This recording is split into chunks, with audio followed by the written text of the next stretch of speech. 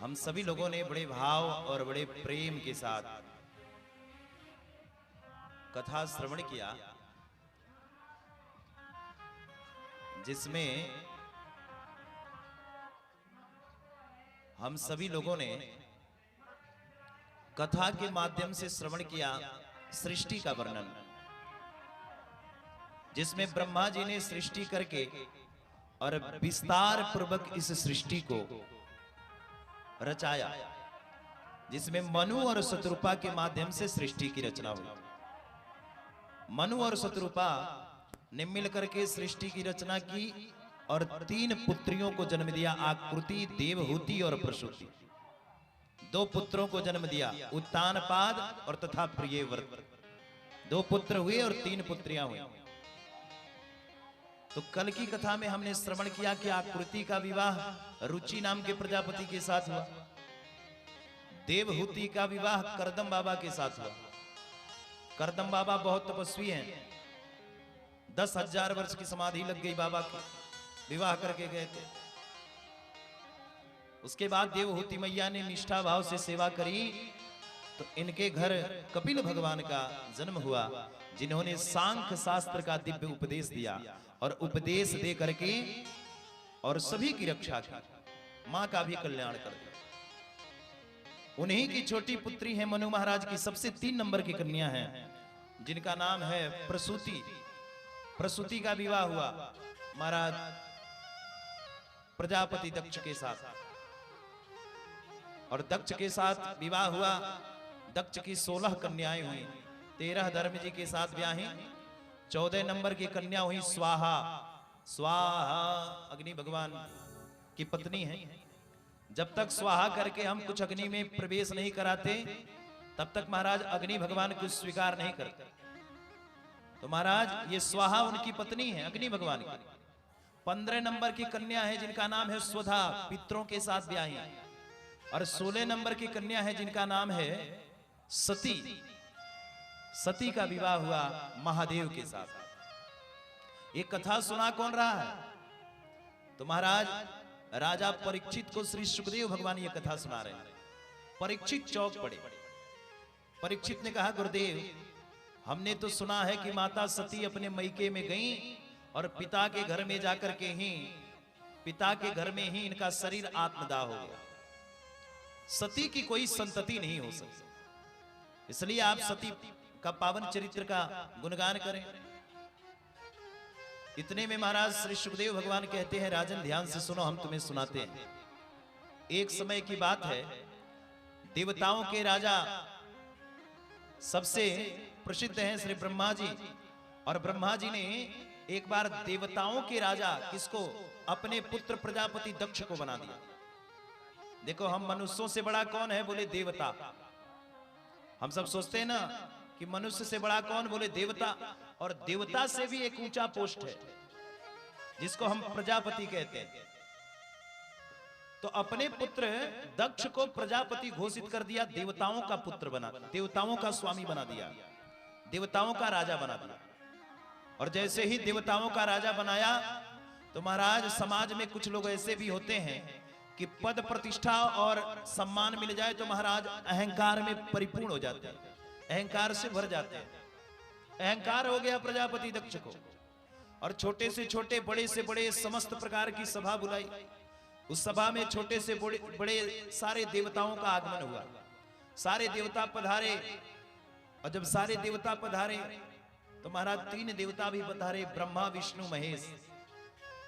अब सभा में जैसे ही सभापति जी का आगमन हुआ, दक्ष का आगमन हुआ, तो दक्ष के आगमन होते ही सारे देवता उठ करके खड़े हो गए।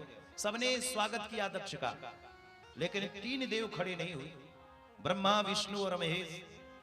तो ब्रह्मा और विष्णु को देख करके तो कुछ नहीं बोला, लेकिन जब भगवान शंकर को खड़े होकर के नहीं देखा प्रणाम करते हुए, तब तो भोलेनाथ को गाली देने लगा। अयम तु लोकपालायाम यशो गुना।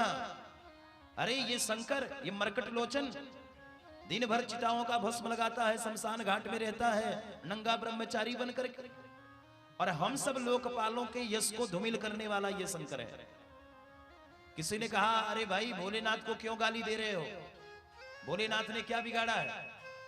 बोले कि अरे तुम्हें पता नहीं, सारे देवता खड़े होकर के मुझे प्रणाम किए, लेकिन ये महादेव, ये भोले, इसने प्रणाम मुझे नहीं किया, और मेरा दामाद है, दामाद होकर के भी प्रणाम नहीं किया, इसलिए मैं इसको गाली दे रहा हूं।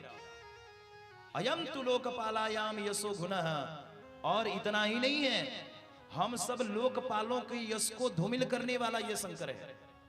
अच्छा, एक संत बगल में बैठे थे, संत ने कहा बिल्कुल ठीक ही तो कह रहा, भोलेनाथ का इतना प्रभाव है, इतनी कृपा है भोलेनाथ का, महादेव का, कि महादेव के प्रभाव से, महादेव की व्यवस्था से बड़े बड़े लोकपाल, बड़े बड़े देवताओं का भी यश धूमिल हो जाता है, क्योंकि इतना चमत्कार है महादेव के अंदर, इतनी प्रतिभा है महादेव के अंदर। लेकिन आज प्रजापति दक्ष को महादेव में कमियां दिख रही हैं और गाली दे रहा है। महादेव को बहुत सारा गाली दिया, महादेव कुछ बोले नहीं, लेकिन दुबक करके खड़े हुए कौन? बोले नंदीश्वर जी महाराज। नंदी जी बगल में बैठे थे, नंदी जी ने दुबक करके खड़े हुए और नंदी जी ने कहा, सरकार ये आपको गाली दे रहा है। भोलेनाथ ने हाथ पकड़ लिया, अरे नंदीश्वर देने दो गाली, देखो गाली तो मिलती ही है, कब? बोले ससुराल में, महादेव भी तो ससुराल में बैठे हैं।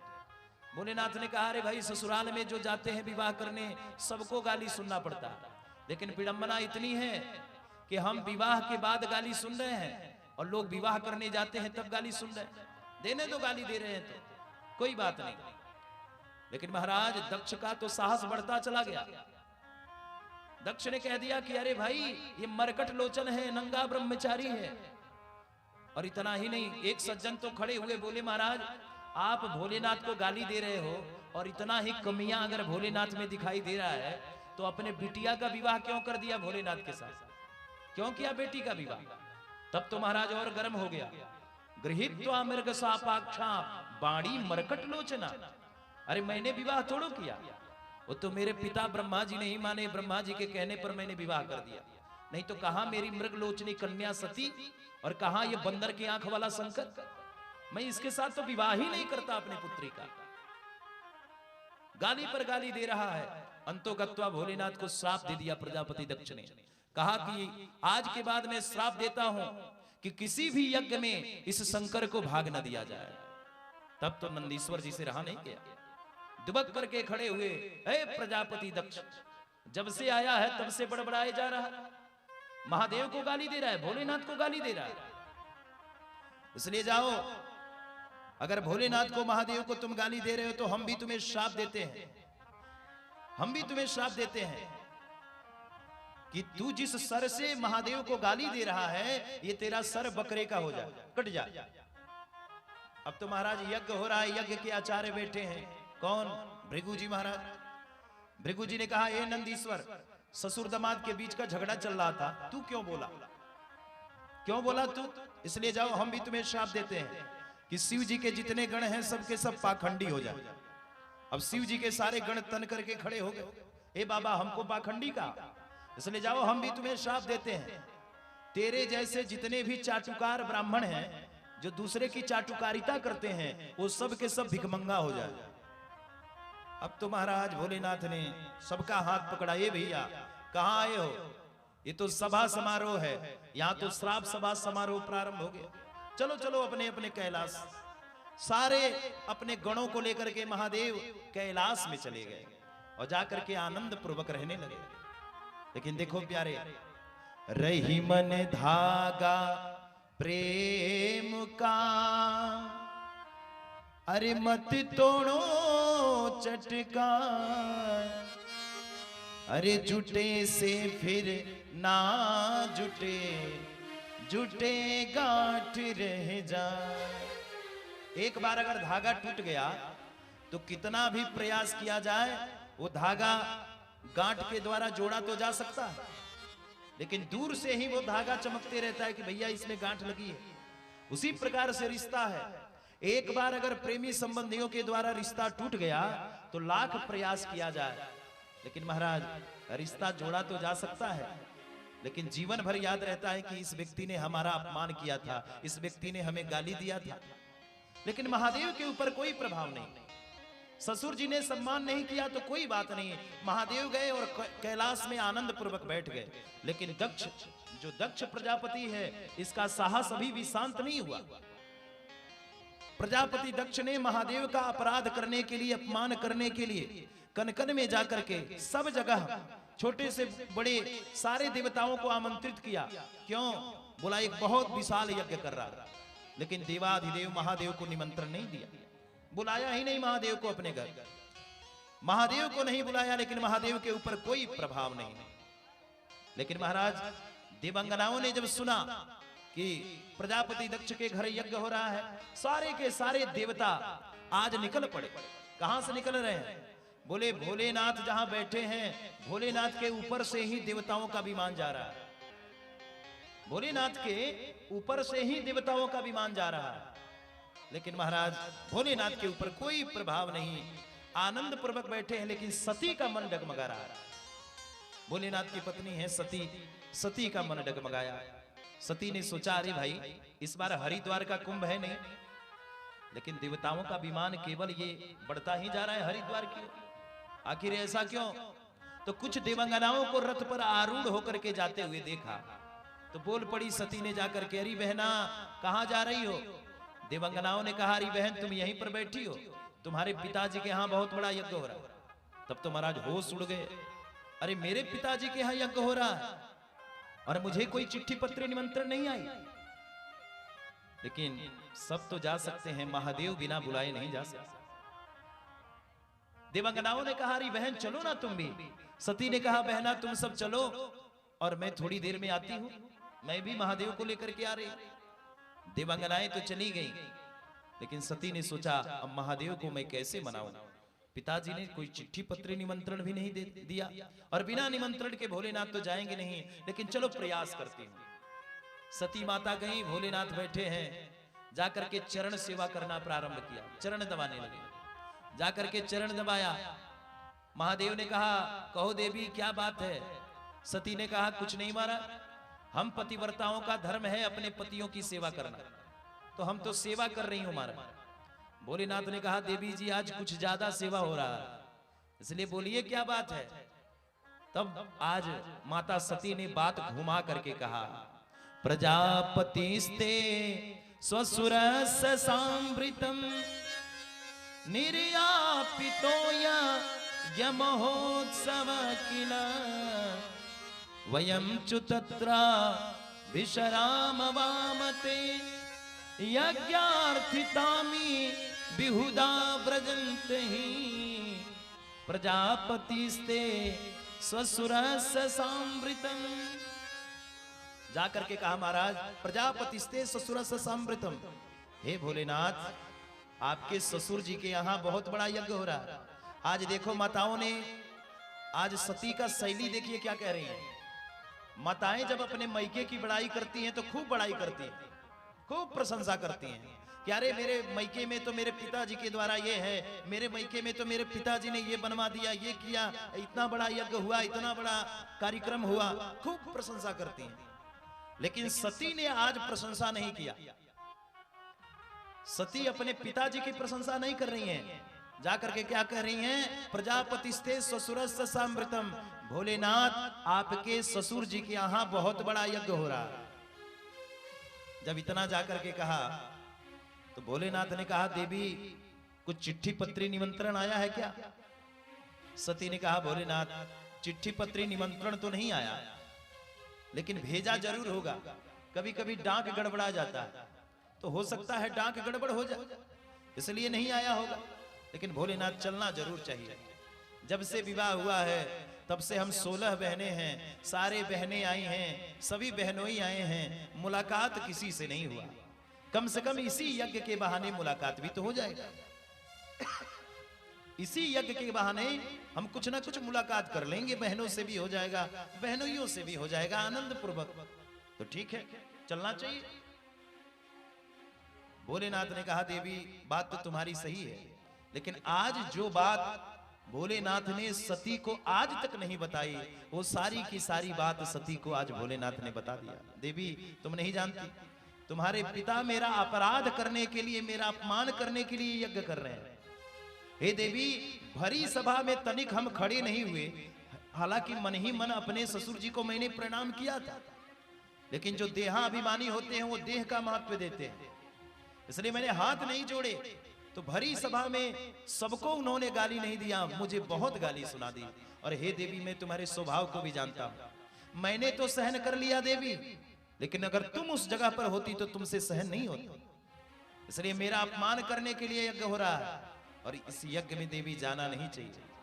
सती ने कहा, भोलेनाथ, आपको मैं एक बात बताऊं, वो आपके ससुर जी हैं, सदा ससुर जी रहेंगे, आप उनके दामाद हैं और सदा दामाद रहेंगे, लेकिन प्रेमी संबंधियों में कभी कभी गड़बड़ हो जाता है, खटपट हो जाता है। तो इसका मतलब ये थोड़ा है कि रिश्तेदारी ही समाप्त कर लिया जाए, रिश्ता ही समाप्त कर लिया जाए। छोड़िए ना भोलेनाथ, चलना चाहिए। महादेव ने कहा, देवी बात तो तुम्हारी सही है, लेकिन देखो देवी, जाना वहां चाहिए कि जाने के बाद उनका हृदय आपको देख करके पवित्र हो जाए और आपका हृदय उनको देख करके पवित्र हो जाए, वो आपका सम्मान करें और आप उनका सम्मान करें।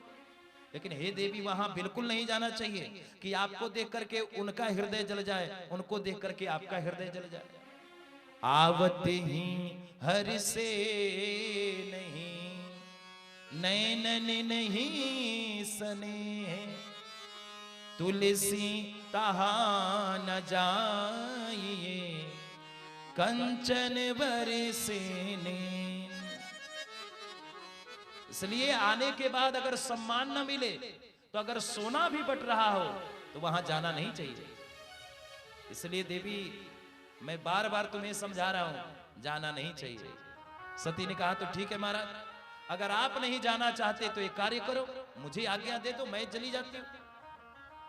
भोलेनाथ समझ गए, होनी बड़ा प्रबल है, मेरे लाख मना करने के बाद भी अगर नहीं मान रही हैं, इसका मतलब इसमें राम जी की ही कोई इच्छा है। होई है सोई जो राम रचि राखा, होई है सोई जो राम रचि राखा, होई है सोई जो राम रचि राखा, होई है सोई जो राम रचि राखा, को कर तर्क बढ़ावहि शाखा, को कर तर्क बढ़ावहि शाखा, मंगल भवन अमंगल हारी, मंगल भवन अमंगल हारी, द्रबहु से दशरथ अजिर बिहारी, द्रबहु सो दशरथ अजिर बिहारी। वही है सोई जो राम रचि राखा। देखो, पुरुषार्थ करने में कभी कोई कमी नहीं छोड़ना चाहिए, खूब पुरुषार्थ करना चाहिए, लेकिन लाख पुरुषार्थ करने के बाद भी अगर बात ना बने तो समझ लेना चाहिए इसमें भगवान की ही कोई इच्छा है। इसलिए खूब पुरुषार्थ करो, लेकिन आपके लाख पुरुषार्थ करने के बाद भी अगर बात नहीं बन रही है तो समझ लेना चाहिए इसमें भगवान की कोई जरूर इच्छा है, इसलिए काम सफल नहीं हो रहा। वही है सोई जो राम रचि राखा। सती को लाख समझाने के बाद भी सती नहीं समझी, इसलिए भोलेनाथ शांत होकर के, मौन होकर के बैठ गए। सती ने कहा, तो जाऊं महाराज? कुछ बोले ही नहीं भोलेनाथ, मौन हो गए। थोड़ी ही दूर सती आगे गई, लेकिन विचार की कहीं महादेव नाराज ना हो जाए। फिर मुड़ करके आई, तो जाऊं महाराज? महादेव कुछ बोले ही नहीं रहे। फिर थोड़ी देर गई, फिर मुड़ करके आई, महादेव जाऊं? कुछ बोले ही नहीं रहे। सती ने कहा, तो इस बार मैं रुकूंगा नहीं, मैं जा रही हूं, और निकल पड़ी। बहुत दूर जब आगे चली गई, बहुत दूर जाने के बाद भोलेनाथ ने कहा, अब नहीं लौटने वाली। तो नंदीश्वर आदि अपने कुछ गणों को लिया और गणों को लेकर के भेज दिया सती के साथ। नंदीश्वर आदि सारे गण आज निकल पड़े, जाने लगे। सभी जाकर के महादेव की जो अर्धांगिनी है माता सती का जय जयकार करने लगे। माता की जय हो, माता की जय हो। माँ ने कहा, अरे भाई गणों, तुम सब कैसे? बोले, पिताजी ने भेजा है आपके साथ मेला देखने के लिए, हम भी जा रहे हैं। तो ठीक है चलो। लेकिन आज सती तो जा रही हैं, लेकिन आज प्रजापति दक्ष के घर में सती की जो मां है प्रसूति मां का मन नहीं लग रहा। क्यों? क्योंकि मां है तो मैके है। देखो, मैके में जब तक मां रहेगी और मां जीवित है तो बेटी का सम्मान जितना मां कर देती है उतना कोई नहीं करता। कोई उतना बेटी का सम्मान नहीं करता। जितना मां करेगी उतना कोई सम्मान नहीं देता। आज सती गई, प्रसूति मां का मन भवन में नहीं लग रहा है। 16 बेटियां हैं, 15 बेटियां आई हैं, सारे दामाद आए, लेकिन सती नहीं आई। जब सती को देखा कि सती नहीं आई है तो आज मां का मन नहीं लग रहा है। जैसे ही दरवाजे के पास गई और सती को आते हुए देखा तो मां तुरंत निकल पड़ी। सादर भलही मिली एक माता, भगिनी मिले बहुत मुस्काता। बड़े सादर और बड़े आदर के साथ में आज मिली। जब सादर और आदर के साथ में मां ने सम्मान गले से लगाया बेटी को, सती प्रसन्न हुई। सती ने कहा, मां तुमने तो गले से लगाया, लेकिन पिताजी ने मुझे कोई चिट्ठी पत्री निमंत्रण नहीं दिया। मेरे से क्या अपराध हो गया कि पिताजी ने मुझे कोई पत्र नहीं दिया, कोई संदेश नहीं दिया। मां ने कहा, बेटी तुम्हारे पिताजी का सख्त आदेश है, शिव संबंधी चाहे जो भी हो उससे वार्तालाप न किया जाए। तुम्हारे पिताजी का यह सख्त आदेश है, इसलिए मैं तुमसे वार्तालाप नहीं कर सकती। जाओ अपने पिताजी से मिलो।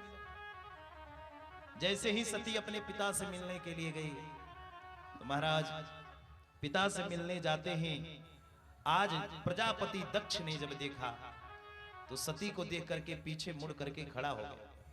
देख करके ही पीछे मुड़ करके खड़ा हो गया। सती को यह व्यवहार बड़ा अटपटा लगा, बहुत अटपटा व्यवहार लगा। लेकिन सती ने सोचा चलो कोई बात नहीं, माता पिता है, माता पिता से भूल हो जाती है।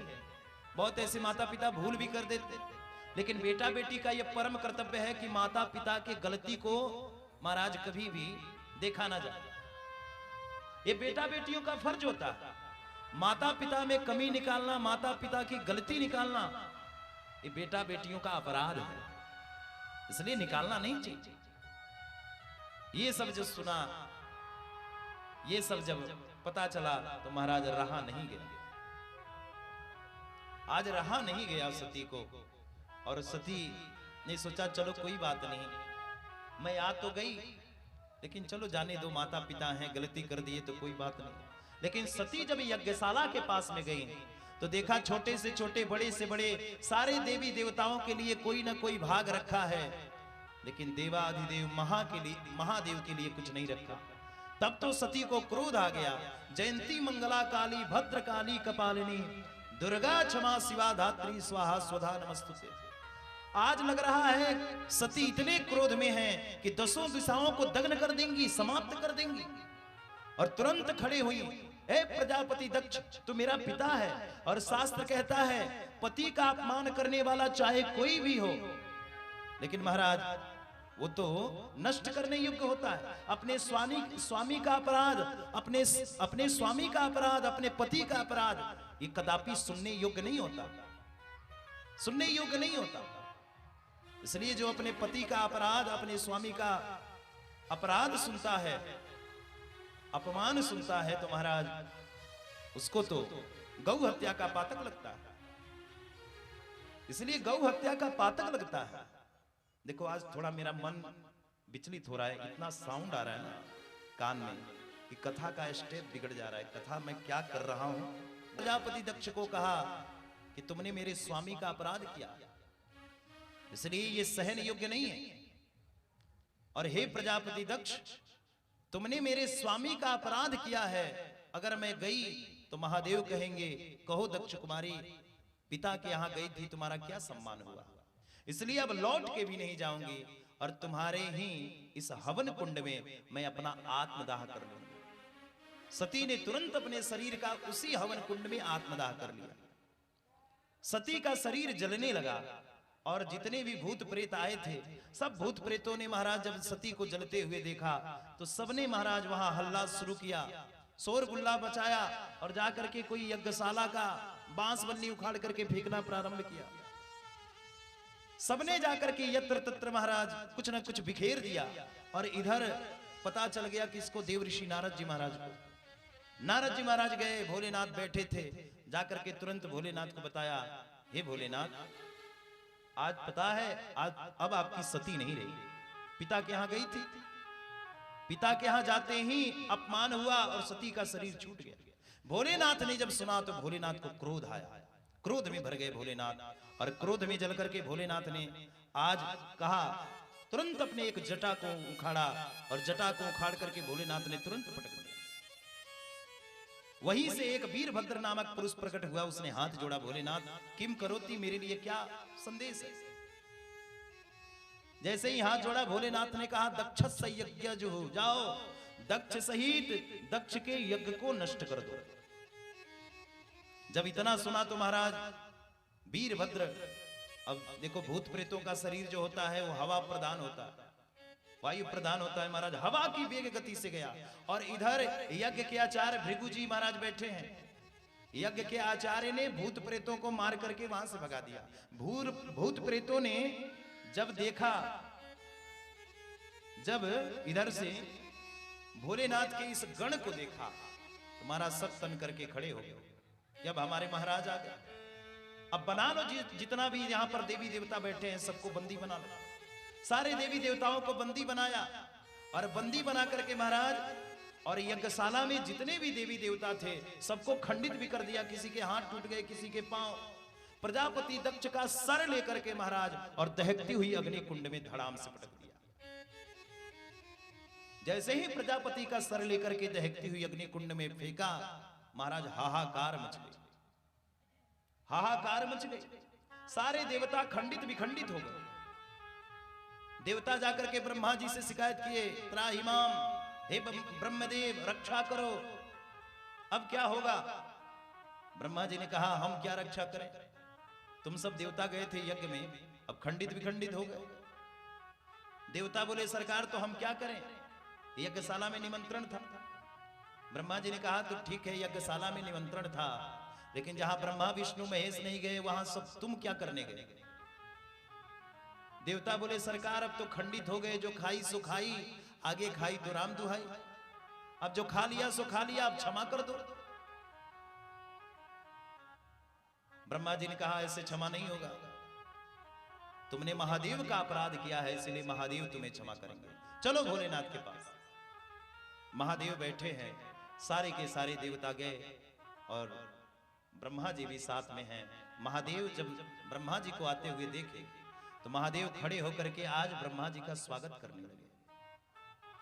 देखो ब्रह्मा जी से बड़े हैं, श्रेष्ठ हैं भोलेनाथ, लेकिन फिर भी ब्रह्मा जी के द्वारा, ब्रह्मा जी के भ्रिकुटी के भेदन से महादेव का रुद्र अवतार प्रकट हुआ है। इसलिए व्यवहार जगत में पिता लगते हैं महादेव के ब्रह्मा जी, इसलिए आज खड़े होकर के प्रणाम किया, खड़े होकर के प्रणाम कर रहे हैं। देखो व्यवहार जगत में राम जी बड़े श्रेष्ठ हैं। अखिल ब्रह्मांड नायक राम जी का जन्म हुआ किसके घर, बोले दशरथ जी के घर। तो जब अखिल ब्रह्मांड नायक का जन्म हो गया दशरथ जी के घर, तब तो दशरथ जी को रोज सुबह उठ करके प्रणाम करना चाहिए राम जी का। लेकिन नहीं, राम जी क्या करते हैं, प्रातः काल उठ के रघुनाथा, मात पिता गुरु नाम ही माता। व्यवहार जगत में दशरथ जी पिता लगते हैं, इसलिए व्यवहार जगत में दशरथ जी पिता लगते हैं। तो राम जी क्या करते हैं, बोले प्रातः काल उठ करके अपने पिता के चरणों में प्रणाम करते हैं, पिता के चरणों में प्रणाम करते हैं सुबह सुबह उठ करके। महाराज आज महादेव ने ब्रह्मा जी को देखा और देखते ही प्रणाम किया। ब्रह्मा जी प्रसन्न हुए, महादेव से कहा, भोलेनाथ ये देवता आपके बगल में आए हैं, इसलिए देवताओं को आप तृप्त करो। महादेव ने कहा, अब तो हमारी सती नहीं रही, अब मैं क्या करूं, मुझसे क्या बन सकता है। बोले भोलेनाथ आप क्षमा करो, सती तो चली गई, लेकिन इन देवताओं का अपराध क्षमा करो आप। भोलेनाथ ने कहा ठीक है, भोलेनाथ का तो स्वभाव है, क्षणे रुष्टा क्षणे तुष्टा, रुष्टा तुष्टा क्षणे क्षणे। 1 मिनट में प्रसन्न, 1 मिनट में नाराज। दुनिया में कोई ऐसे देवी देवता नहीं जो महाराज विविध प्रकार का व्यंजन और भोग चढ़ाने से प्रसन्न न होता हो।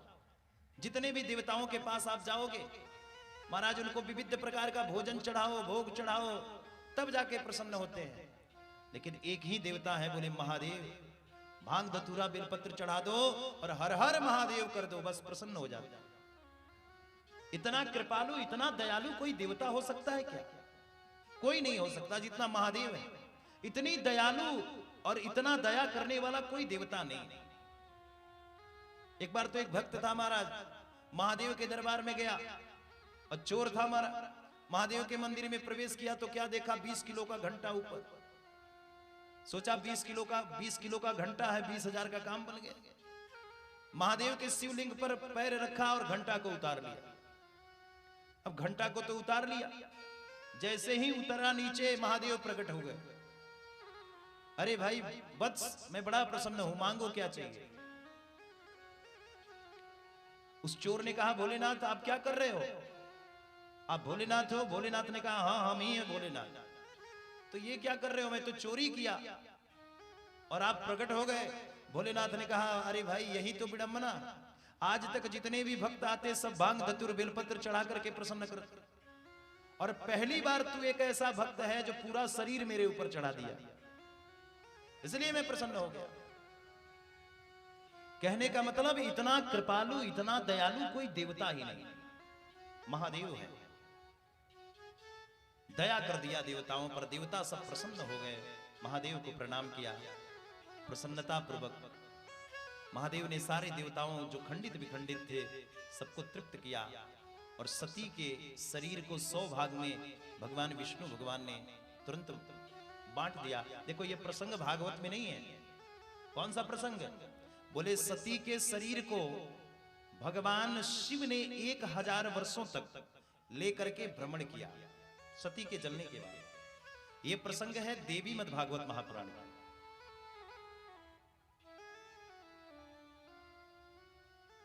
तो भगवान विष्णु से नहीं देखा गया।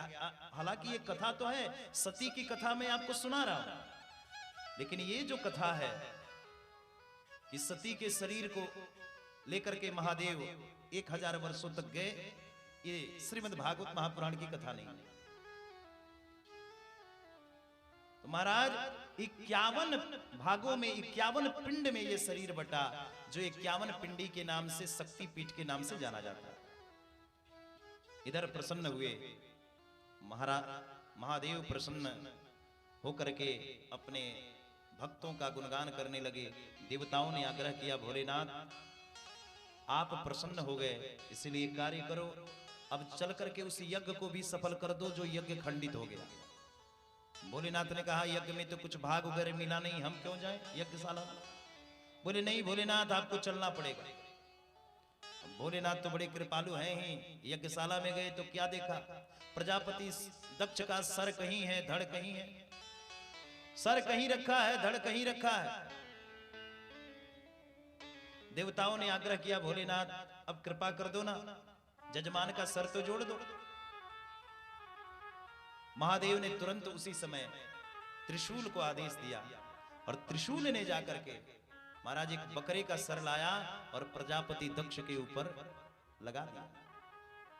देखो हम आजकल डॉक्टरी पढ़ने के लिए कहां कहां जाते हैं, तब जाकर के डॉक्टर होते हैं, लेकिन इस दुनिया के सबसे बड़े अगर कोई सर्जन प्रथम बार किसी ने सर्जरी किया तो भोलेनाथ ने किया। दुनिया के सबसे बड़े सर्जन कौन है? महादेव है, जिन्होंने ससुर जी के ऊपर महाराज उनका सर धड़ अलग हो गया था, एक बकरे का सर लगाया और लगा करके ऑपरेशन के माध्यम से महाराज इनको जीवित किया और जीवित हुए तुरंत महादेव की स्तुति गाई। देव देव महादेव भूतात्मना भूत भावना त्राहिणाम शरणाम पन्य देवास्तत्र समायता। हे भोलेनाथ, मेरे समस्त अपराधों को आप क्षमा करें। महादेव प्रसन्न हुए और बम बम करके स्तुति गा रहा है। देखो बकरा का स्वभाव है, बकरा क्या करता है, बम बम करता है ना। इसलिए उसी समय से परंपरा हो गई, महादेव के मंदिर में जितने भी भक्त गए वो सब जाकर के क्या बोलते हैं, हर हर बम बम, बम बम बोले, तब महादेव प्रसन्न होते हैं। कहीं कहीं तो महाराज भक्त जीभ बजाते हैं बकरे की तरह, महादेव को प्रसन्न करने के लिए। अच्छा भाई, जीभ क्यों बजाई जाती है, क्यों बम बम कहा जाता है? बोले जब बम बम हर हर महादेव करके जीभ बजाई जाती है तो भोलेनाथ को अपने ससुर जी की याद आ जाती है, ससुराल की याद आ जाती है। इसलिए भक्तों का भाव, और भक्त सब प्रसन्न हो जाते हैं, महादेव भी प्रसन्न हो जाते हैं। लेकिन देखो माता पार्वती थोड़ा नाराज होती है। क्यों? क्योंकि माता पार्वती को लगता है कि मेरे पिता का अपमान कर रहे हैं, लेकिन राजी हैं हम उसी रजा में जिसमें तेरी रजा है। महादेव जहां प्रसन्न है वहां तो भगवती भी प्रसन्न नहीं है, इसलिए भगवती भी प्रसन्न हो जाता है। अब महाराज श्री सुखदेव भगवान इस कथा को बड़े भाव से राजा परीक्षित को सुना रहे हैं। परीक्षित प्रसन्न हुए। तो अभी हम सभी लोगों ने कथा सुना कि आकृति, देवहूति और प्रसूति, ये मनु महाराज के 3 पुत्रियों की चर्चा। अब मनु महाराज के 2 पुत्र हुए, उत्तानपाद और प्रियव्रत। तो आइए उत्तानपाद और प्रियव्रत की कथा सुने। इससे पूर्व एक प्यारा सा भजन थोड़ी देर, और उसके बाद पुनः हम सब कथा में प्रवेश करेंगे। बोल भक्तवत्सल भगवान की जय, भोलेनाथ की जय। ओ पापी मन अरे कर ले भजन, ओ पापी मन कर ले भजन, बाद में प्यारे पछताएगा जब पिजड़े से पंछी निकल जाएगा, जब पिजड़े से पंछी निकल जाएगा। ओ पापी मन कर ले भजन, ओ पापी मन कर ले भजन, बाद में प्यारे पछताएगा जब पिजड़े से पंछी निकल जाएगा, जब पिजड़े से पंछी निकल जाएगा। सभी गाइए भाव से, दोनों हाथ पर करके।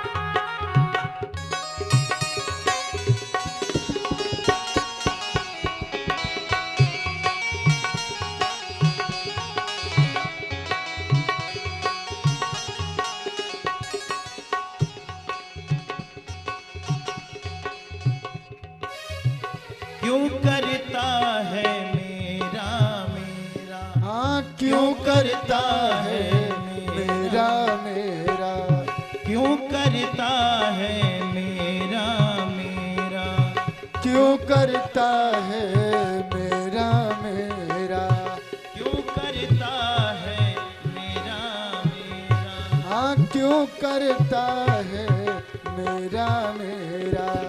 ये तो जग है कुछ ना तेरा, ये तो जग है कुछ ना तेरा, मरने के बाद तुझको आग में जलाएंगे, मरने के बाद तुझको आज नहीं जलाएंगे, 13 दिन तो तेरा मातम मनाएंगे, 13 दिनों तक तेरा मातम मनाएंगे, बाद में प्यारे पछताएगा जब पिजड़े से पंछी निकल जाएगा, जब पिजड़े से पंछी निकल जाएगा, जब पिजड़े से पंछी निकल जाएगा।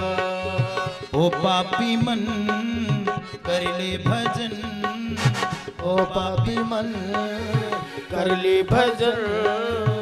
बाद में प्यारे पछताएगा जब बिजली से पंछी निकल जाएगा, जब बिजली से पंछी निकल जाएगा।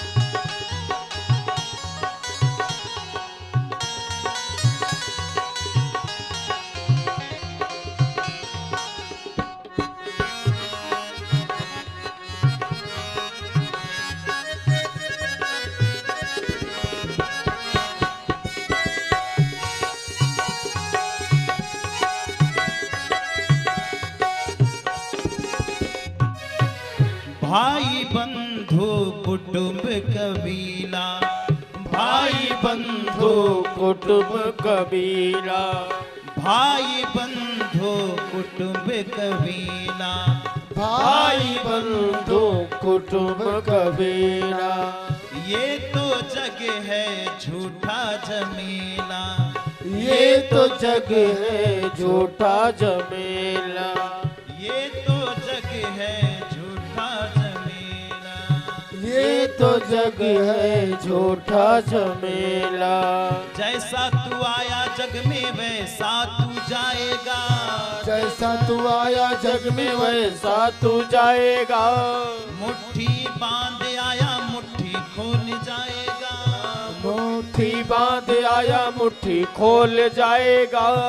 बाद में प्यारे पछताएगा जब पिंजड़े से पंछी निकल जाएगा, जब पिंजड़े से पंछी निकल जाएगा, जब बिजली से पंछी निकल जाएगा।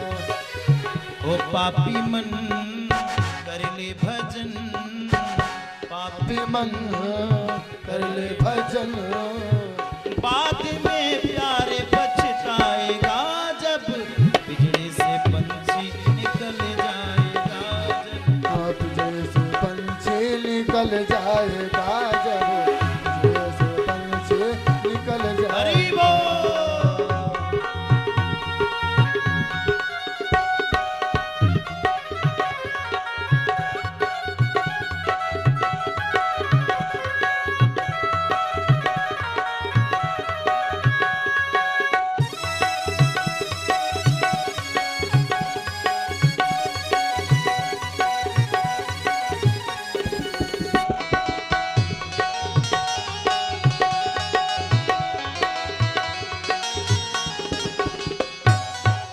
राम नाम का सुमिरन कर ले, राम नाम का सुमिरन कर ले।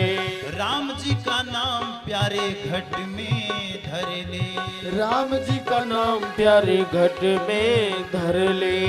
राम का नाम प्यारे काम तेरे आएगा, राम का नाम प्यारे काम तेरे आएगा। जीवन मरण से छुट्टी दिलाएगा, जीवन मरण से छुट्टी दिलाएगा। बाद में प्यारे पछताएगा जब बिजली से पंछी निकल जाएगा, जब बिजली से पंछी निकल जाएगा, जब बिजली से पंछी निकल जाएगा। ओ पापी मन कर ले भजन, ओ पापी मन कर ले भजन। बाद में प्यारे पछताएगा जब बिजली से पंछी निकल जाएगा, जब बिजली से पंछी निकल जाएगा, जब बिजली से पंछी निकल जाएगा, जब बिजली से पंछी निकल जाएगा, जब बिजली से पंछी निकल जाएगा। बोल भागवत भगवान भागवत महापुराण की जय। हर हर महादेव शंभो। शंभो।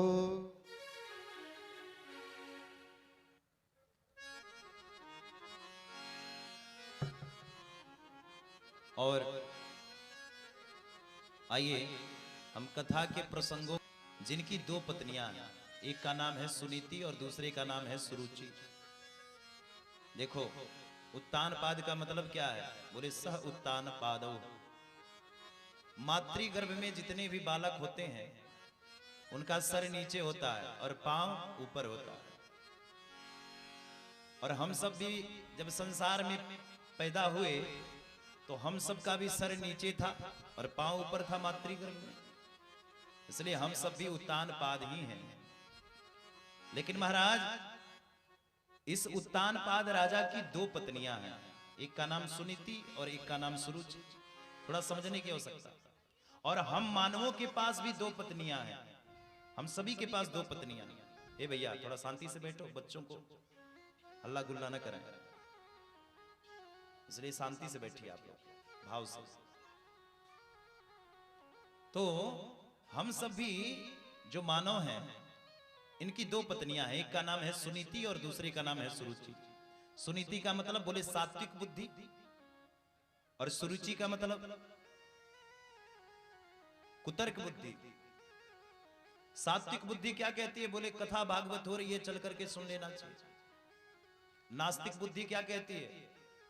बोले महाराज यहां क्या कथा भागवत सुनेंगे, बैठे बैठे घर पे डीजे की आवाज आ रही है वहीं कुछ ठुमका लगा ले, वहीं कुछ सुन ले। तो ये नास्तिक बुद्धि है।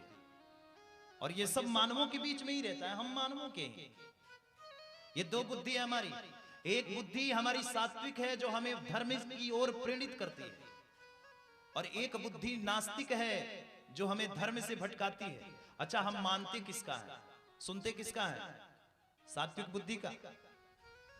अगर सात्विक बुद्धि का मनुष्य सुन लेता तो ये पंडाल भर जाता कि नहीं? सात्विक बुद्धि अगर मनुष्य सुन ले कि नहीं हमारे अंदर जो सात्विक बुद्धि है कथा सुनने से हमारा कल्याण होगा, तो ये पंडाल अभी तक भर जाता। लेकिन यहां तो नास्तिक बुद्धि ने सबको ग्रसित कर लिया, सबके ऊपर वो प्रभाव है। मनुष्य मानता सात्विक बुद्धि का नहीं है, मनुष्य तो नास्तिक बुद्धि का ही मानता है। अभी हम कथा में बैठे हैं, सात्विक बुद्धि ने कहा कथा सुनने से कल्याण होगा। अभी 1 मिनट में पैर दुखने लगे, हमने कहा कि नहीं नहीं चलो अब बेड ही ठीक है, तो ये नास्तिक बुद्धि ने उठा लिया ना, हमको खींच के लेने गई।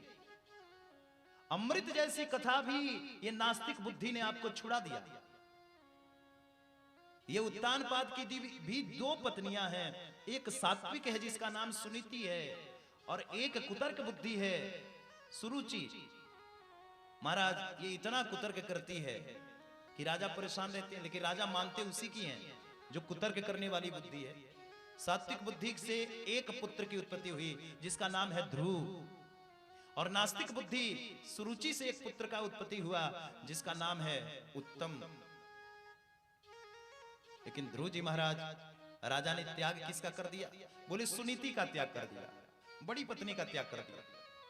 और हम सभी तो यही करते हैं, सात्विक बुद्धि का त्याग कर देते हैं। अरे भाई मन में चल रहा है कि अच्छा है, फिर कहे अरे भाई जो होगा सो देखा जाएगा बाद में।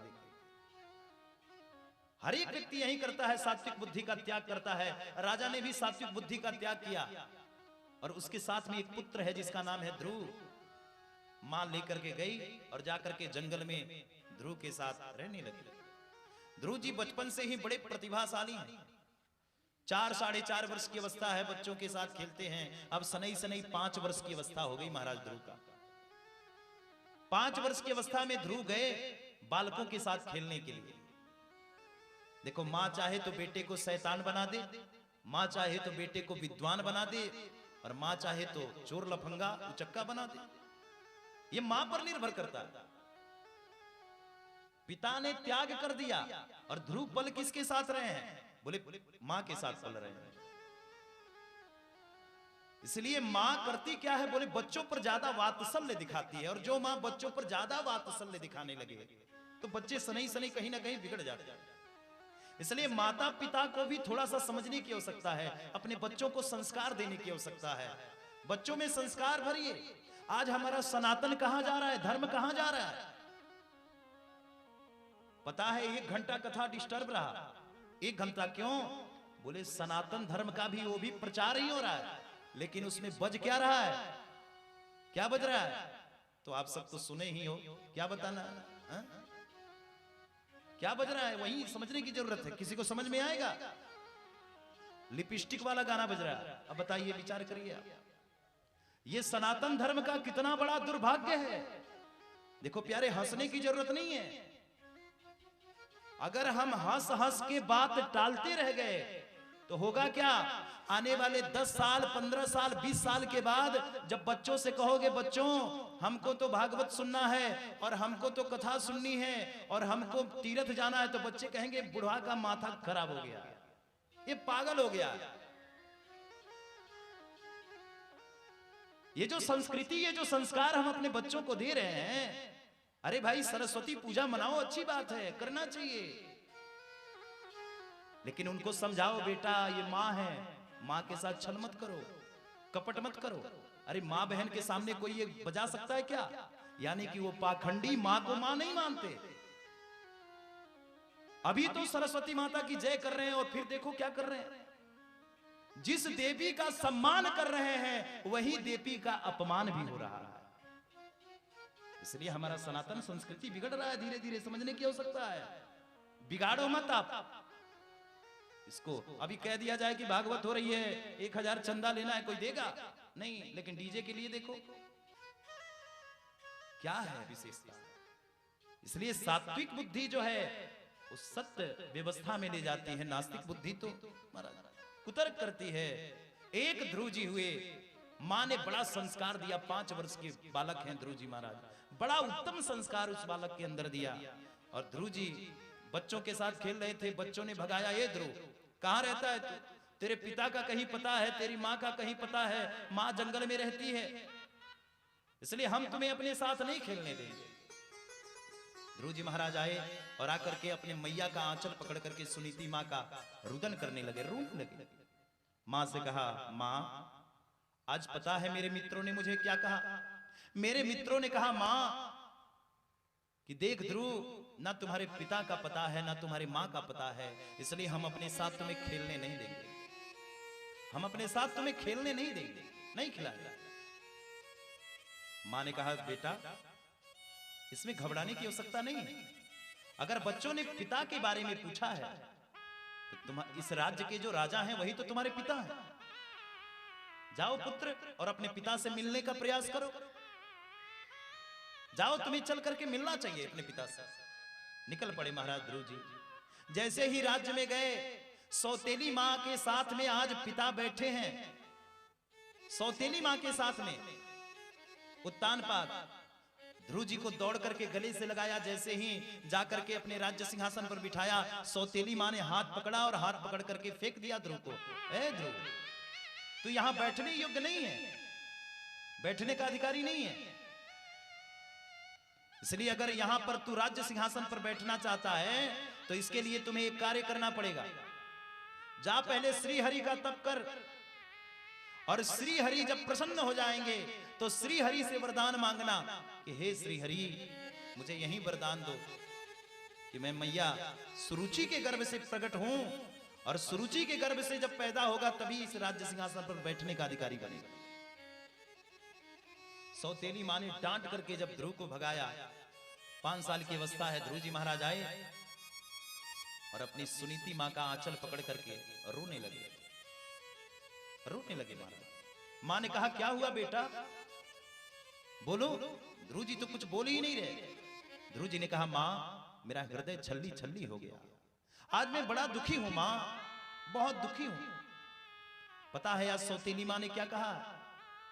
सौतेली माँ ने कहा है कि जा, अगर इस राज्य सिंहासन पर बैठना है तो सबसे पहले श्री हरि का तप कर, और श्री हरि जब प्रसन्न हो तो श्री हरि से वरदान मांग कि तुझे सुनीति नहीं तुझे सुरुचि के गर्भ से अवतरित करें कि राज्य सिंहासन पर बैठने का अधिकारी हो सके। माँ ने कहा बेटा आज पता है तेरी सौतेली माँ ने तुझसे क्या कह दिया? हे पुत्र ध्रुव, आज तक जिस बात को मैंने तुझे नहीं बताया वो तेरी सौतेली माँ ने तुझे बता दिया। अभी तक तो मैंने केवल तुझे यही बताया कि इस राज्य के जो राजा हैं वो तुम्हारे पिता हैं, लेकिन धन्य है ये तेरी सौतेली माँ कि जिसने ये बता दिया कि अगर तुम्हें किसी को प्राप्त करना है तो जगत पिता का बोध करना होगा। इसलिए मैंने केवल तुझे राज्य के बारे में बताया कि इस राज्य के जो राजा हैं तुम्हारे पिता हैं, लेकिन तेरी सौतेली माँ ने तो जगत पिता का बोध करा दिया। इसलिए जा बेटा, निकल और यहां से जाकर के श्री हरि को प्राप्त करने का प्रयास कर। श्री हरि को प्राप्त करने का प्रयास कर। कोई मां अपने बच्चे से कह सकती है क्या? अरे कोई मां बताएगी?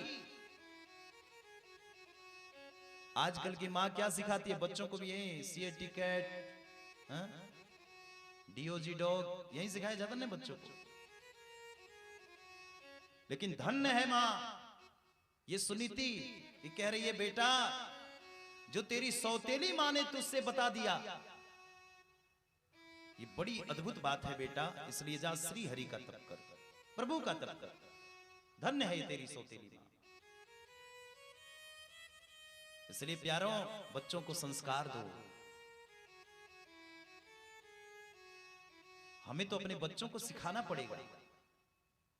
मां ने कह दिया। राजस्थान में एक हमारी कथा हो रही थी, तो वहां पर एक बच्चा आता था 7-8 वर्ष का। आज से करीबन 10 साल पहले की बात है, कथा सुनने के लिए। तो जो कथा मैं कहता था ना, सुबह वो बच्चा मुझे आकर के सुना दिया करता था। मुझे बड़ा आश्चर्य होता था, जिस कथा को करने के लिए हमने कितने गुरुओं की सेवा की, तब जाकर के ये कथा हो रही है। और ये 10 साल की अवस्था में इस बच्चे ने और सारी कथाओं को बिल्कुल रट लिया। और वो भी 3 घंटे की कथा बताता था। महाराज जी ये प्रसंग आपने कहा, ये श्लोक आपने कहा। मुझे बड़ा आश्चर्य हुआ। एक बार संजोग से मैया आई, बोली महाराज जी घर में निमंत्रण देना चाहते हैं, आपका भोजन हो घर में। क्योंकि साधु नाम दर्शनम, राजस्थानी लोग बड़े प्रतिभाशाली होते हैं, संतों की बड़ी सेवा करते हैं, चलना चाहिए महाराज जी घर में। जैसे घर में गए तो क्या देखा कि बच्चा उसी घर में है। हमने बच्चे से पूछा कि अरे भाई तुम्हारा ही घर है? उसने कहा हाँ महाराज जी मेरा ही घर है, ये मेरी दादी है। मैंने माता से कहा माँ तुम्हारे घर में जिस बच्चे का जन्म हुआ है ना, पता है ये इतना संस्कारी बालक है, लग रहा है पिछले जन्म का कोई संत है। संत ही तुम्हारे घर में अवतरण करके आया, अवतार लिया। उस मैया ने हमें पता है क्या जवाब दिया? बोला महाराज इसी बात का तो डर है। हमने कहा क्या डर है? मैया ने कहा इसी बात का डर है महाराज कहीं ये साधु ना हो जाए। अब विचार करना। हमने कहा मां तुम्हें साधु बनना आसान लगता है? अरे डर तो तुम्हें तब होना चाहिए कहीं ये चोर ना हो जाए, कहीं ये उचक्का ना हो जाए, कहीं ये बदमाश ना हो जाए, जेब कतरा ना हो जाए।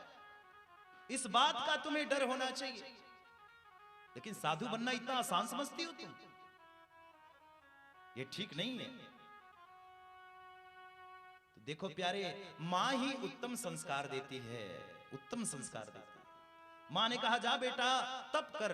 ध्रुव जी महाराज निकल पड़े, जंगल के बिहवड़ गुफाओं में चले जा रहे हैं, डरे नहीं। मां से कहा मां ईश्वर कहां रहता है? मां से पूछ रहे हैं ध्रुव जी। मां ने कहा बेटा परमात्मा तो जग जग में, कण कण में, क्षण क्षण में, अणु अणु में, सब में व्याप्त है, सब में व्याप्त है। इसलिए तुम ढूंढने का प्रयास करो। अरे दूध में ही घी होता है, लेकिन घी दिखाई देता है क्या? लेकिन उसी दूध का दही जमाओ और दही जमा करके मंथन करो, घी अपने आप प्रकट हो जाएगा। उसी प्रकार से जग है तो जग में ही जगदीश हैं, लेकिन जगदीश दिखाई नहीं देते। जगदीश का मंथन करो, जगदीश अपने आप बाहर जग से आ जाएगा।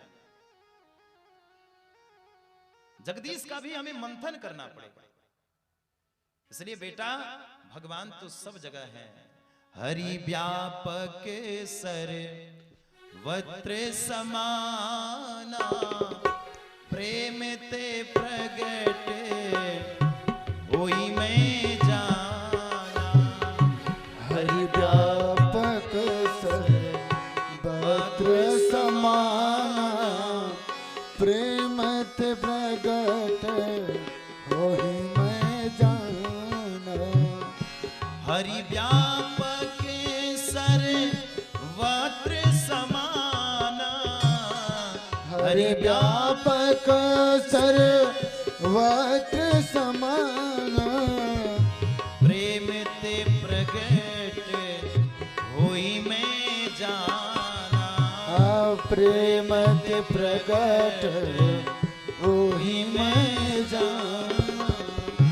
हरि व्यापक सर्वत्र समाना, प्रेम ते प्रगट होई मैं जाना। बेटा हरि व्यापक सर्वत्र समाना, भगवान कड़कड़ में छड़ छड़ में सब जगह विराजमान, सब जगह प्रभु रहते हैं। और ध्रुव जी महाराज निकल पड़े परमात्मा को ढूंढने के लिए। जैसे ही जंगल में गए, नारद जी ने देखा, अहो तेजा क्षत्रियाणाम, धन्य है ये क्षत्रियों का तेज। 5 वर्ष का ये नन्हा सा ब्रह्मचारी और भगवान को ढूंढने निकल पड़ा। जाकर के नारद जी ने सोचा कि चलो भैया इसका पहले देख ले किस स्तर का बैराग है। अक्सर संसार में बैरागी 2 प्रकार के हैं। एक बैरागी वो है कि घर में भाई खटपट तो चल बाबा के मठ पर, है ना। घर में जैसे ही खटपट व्यवस्था हुई तो महाराज सोचा कि चलो अब क्या करना है, अब चलो चल करके बाबा जी हो जाएंगे। जैसे ही अटैची लिया और लेकर के रेलवे स्टेशन पहुंचे तो पहुंचते ही महाराज क्या हुए, बोले अब पोते की याद आ रही है। अरे भाई 10 बर्तन है तो आपस में खटपट होते ही रहते हैं।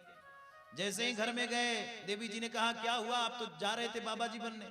बोले भाग्यवान पोते की याद बुला ली, अब क्या करें, आगे बन लेंगे बाबा जी। तो इस प्रकार से भी बैरागी लोग हैं, घर में भाई खटपट तो चल बाबा के मठ पर। और अक्सर समाज में मरकट लोचन भी है ना। मरकट लोचन मतलब बोले बंदर, बंदर जैसा बैराग। बंदर जैसा बैराग, बंदर कभी एक डाल पर स्थिर नहीं होता, कभी इस डाल पर कभी उस डाल पर चलते रहे। उसी प्रकार से हमारा और आपका भी बैराग है।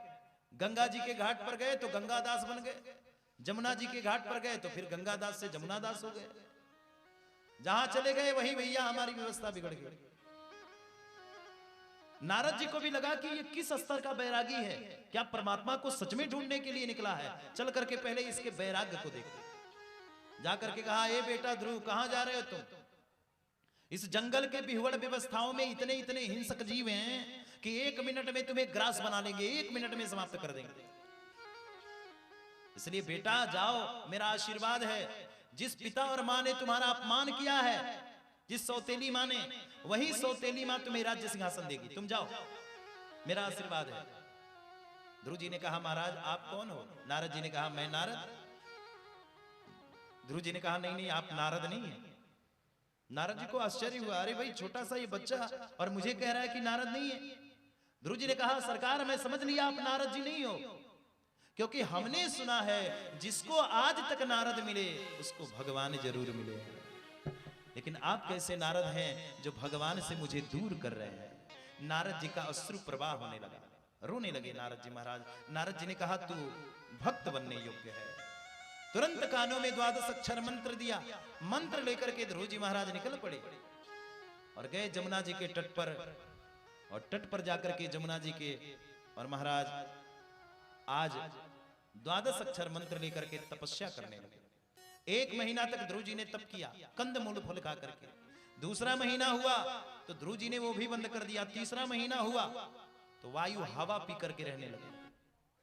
और चौथा महीना हुआ तो चौथे महीने में ध्रुव जी ने क्या किया, बोले इस हवा के बेग को भी रोक दिया और स्वासिका रंध को चढ़ा दिया। तुरंत आकाश मंडल में जितने भी देवी देवता हैं वो सब घबराए, सबके सब और यत्र तत्र भागने लगे। सबका सांस अवरुद्ध हो गया, सांस कैद हो गया सबका। महाराज सारे देवता खंडित विखंडित होकर के यत्र तत्र गए। भगवान विष्णु के पास गए, हे प्रभु हमारा सांस अवरुद्ध हो गया।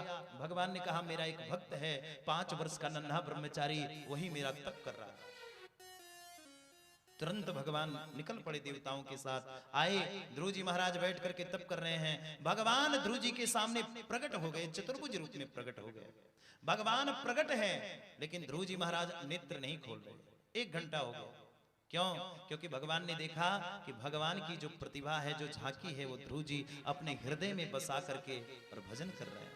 बाहर भगवान है ही नहीं, हृदय में ही भगवान है। तो ध्रुव जी हृदय में ही देख करके और परमात्मा की उपासना कर रहे हैं। भगवान ने देखा कि अरे भाई, ये तो मेरी छवि अपने हृदय में बसाया है।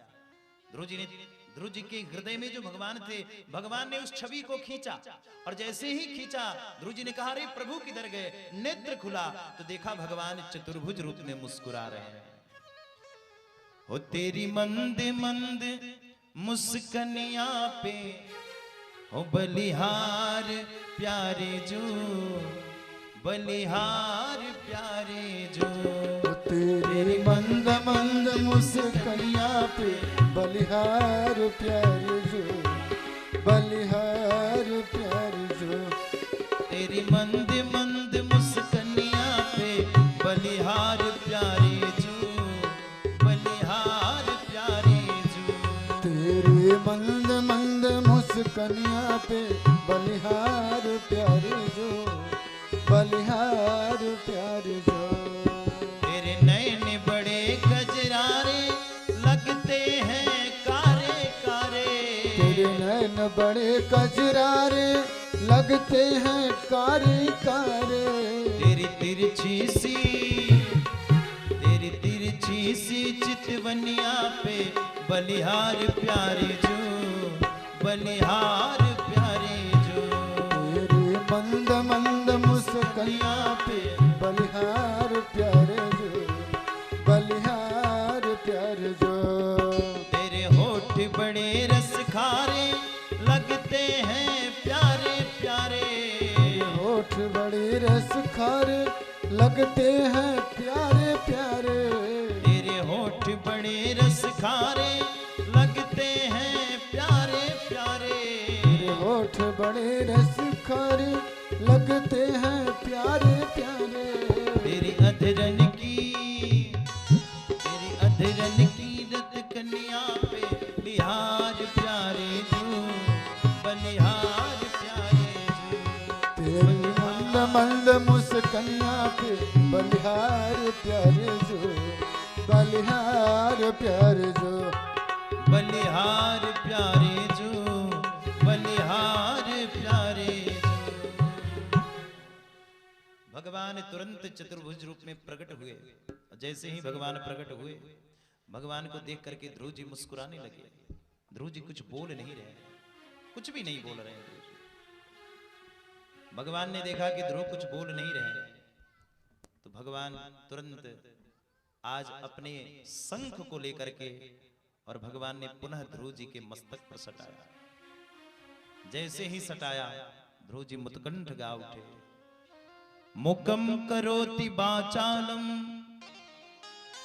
पंगुलंग घयति गिरिं,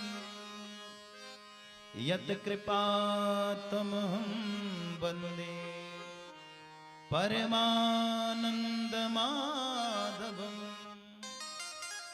जैसे ही महाराज शंख को लगाया तुरंत मुतकंठ गा उठे ध्रुव जी महाराज। विचार करना, 5 वर्ष का ये बालक है, कभी किसी यूनिवर्सिटी में नहीं पढ़ा है, स्कूल में नहीं पढ़ा, लेकिन भगवान का आज शंख लगते ही महाराज गा रहा, मुतकंठ गा रहा।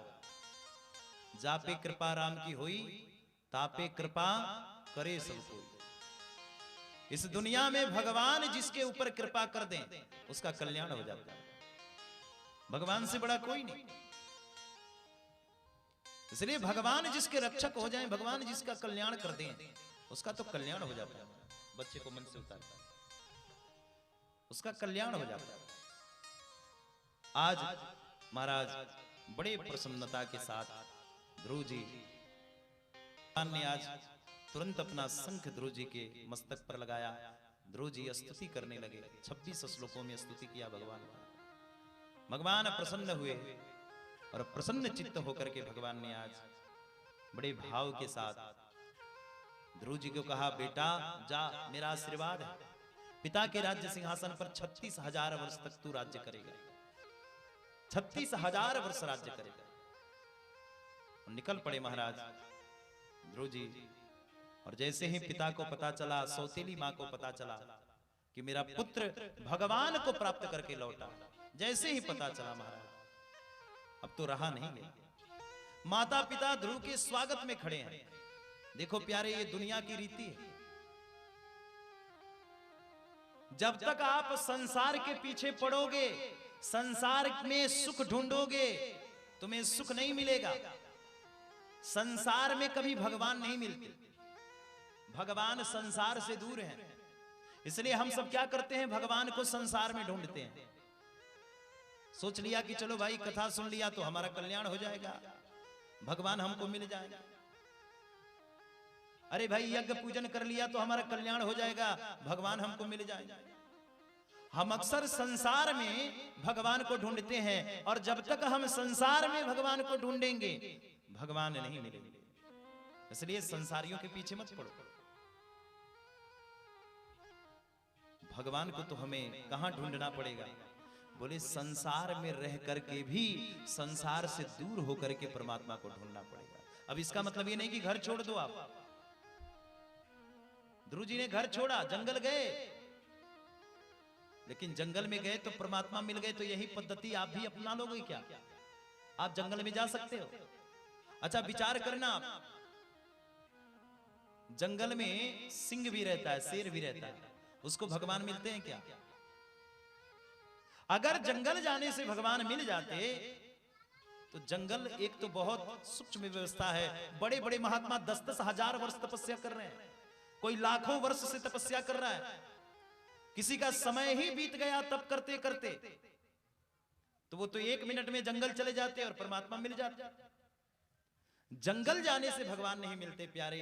घर को ही वन बना करके, घर में ही रह करके, घर से थोड़ा दूर का मतलब बोले बेटा से प्रेम करो, बेटी से प्रेम करो, सबसे प्रेम करो, पत्नी से प्रेम करो, पति से प्रेम करो, सबसे प्रेम करो, लेकिन थोड़ा सा उस प्रेम में, उस संसारियों के प्रति जो प्रेम है, उस प्रेम को भी दिखाते समय थोड़ा सा समय परमात्मा के लिए भी होना चाहिए। भगवान इसीलिए गिरस्तों के घर पहले आते हैं, और गिरस्तों से बहुत ही सूक्ष्म भक्ति के माध्यम से गिरस्तों के से प्रसन्न हो जाते हैं। भगवान कहते हैं कि विरक्त जितना 24 घंटा माला लेकर के मेरा जप करते हैं, उन पर मैं प्रसन्न होता हूं। अगर वही कोई गिरस्त 10 मिनट भाव से माला लेकर के मेरा तप करे तो मैं उससे प्रसन्न हो जाता हूं।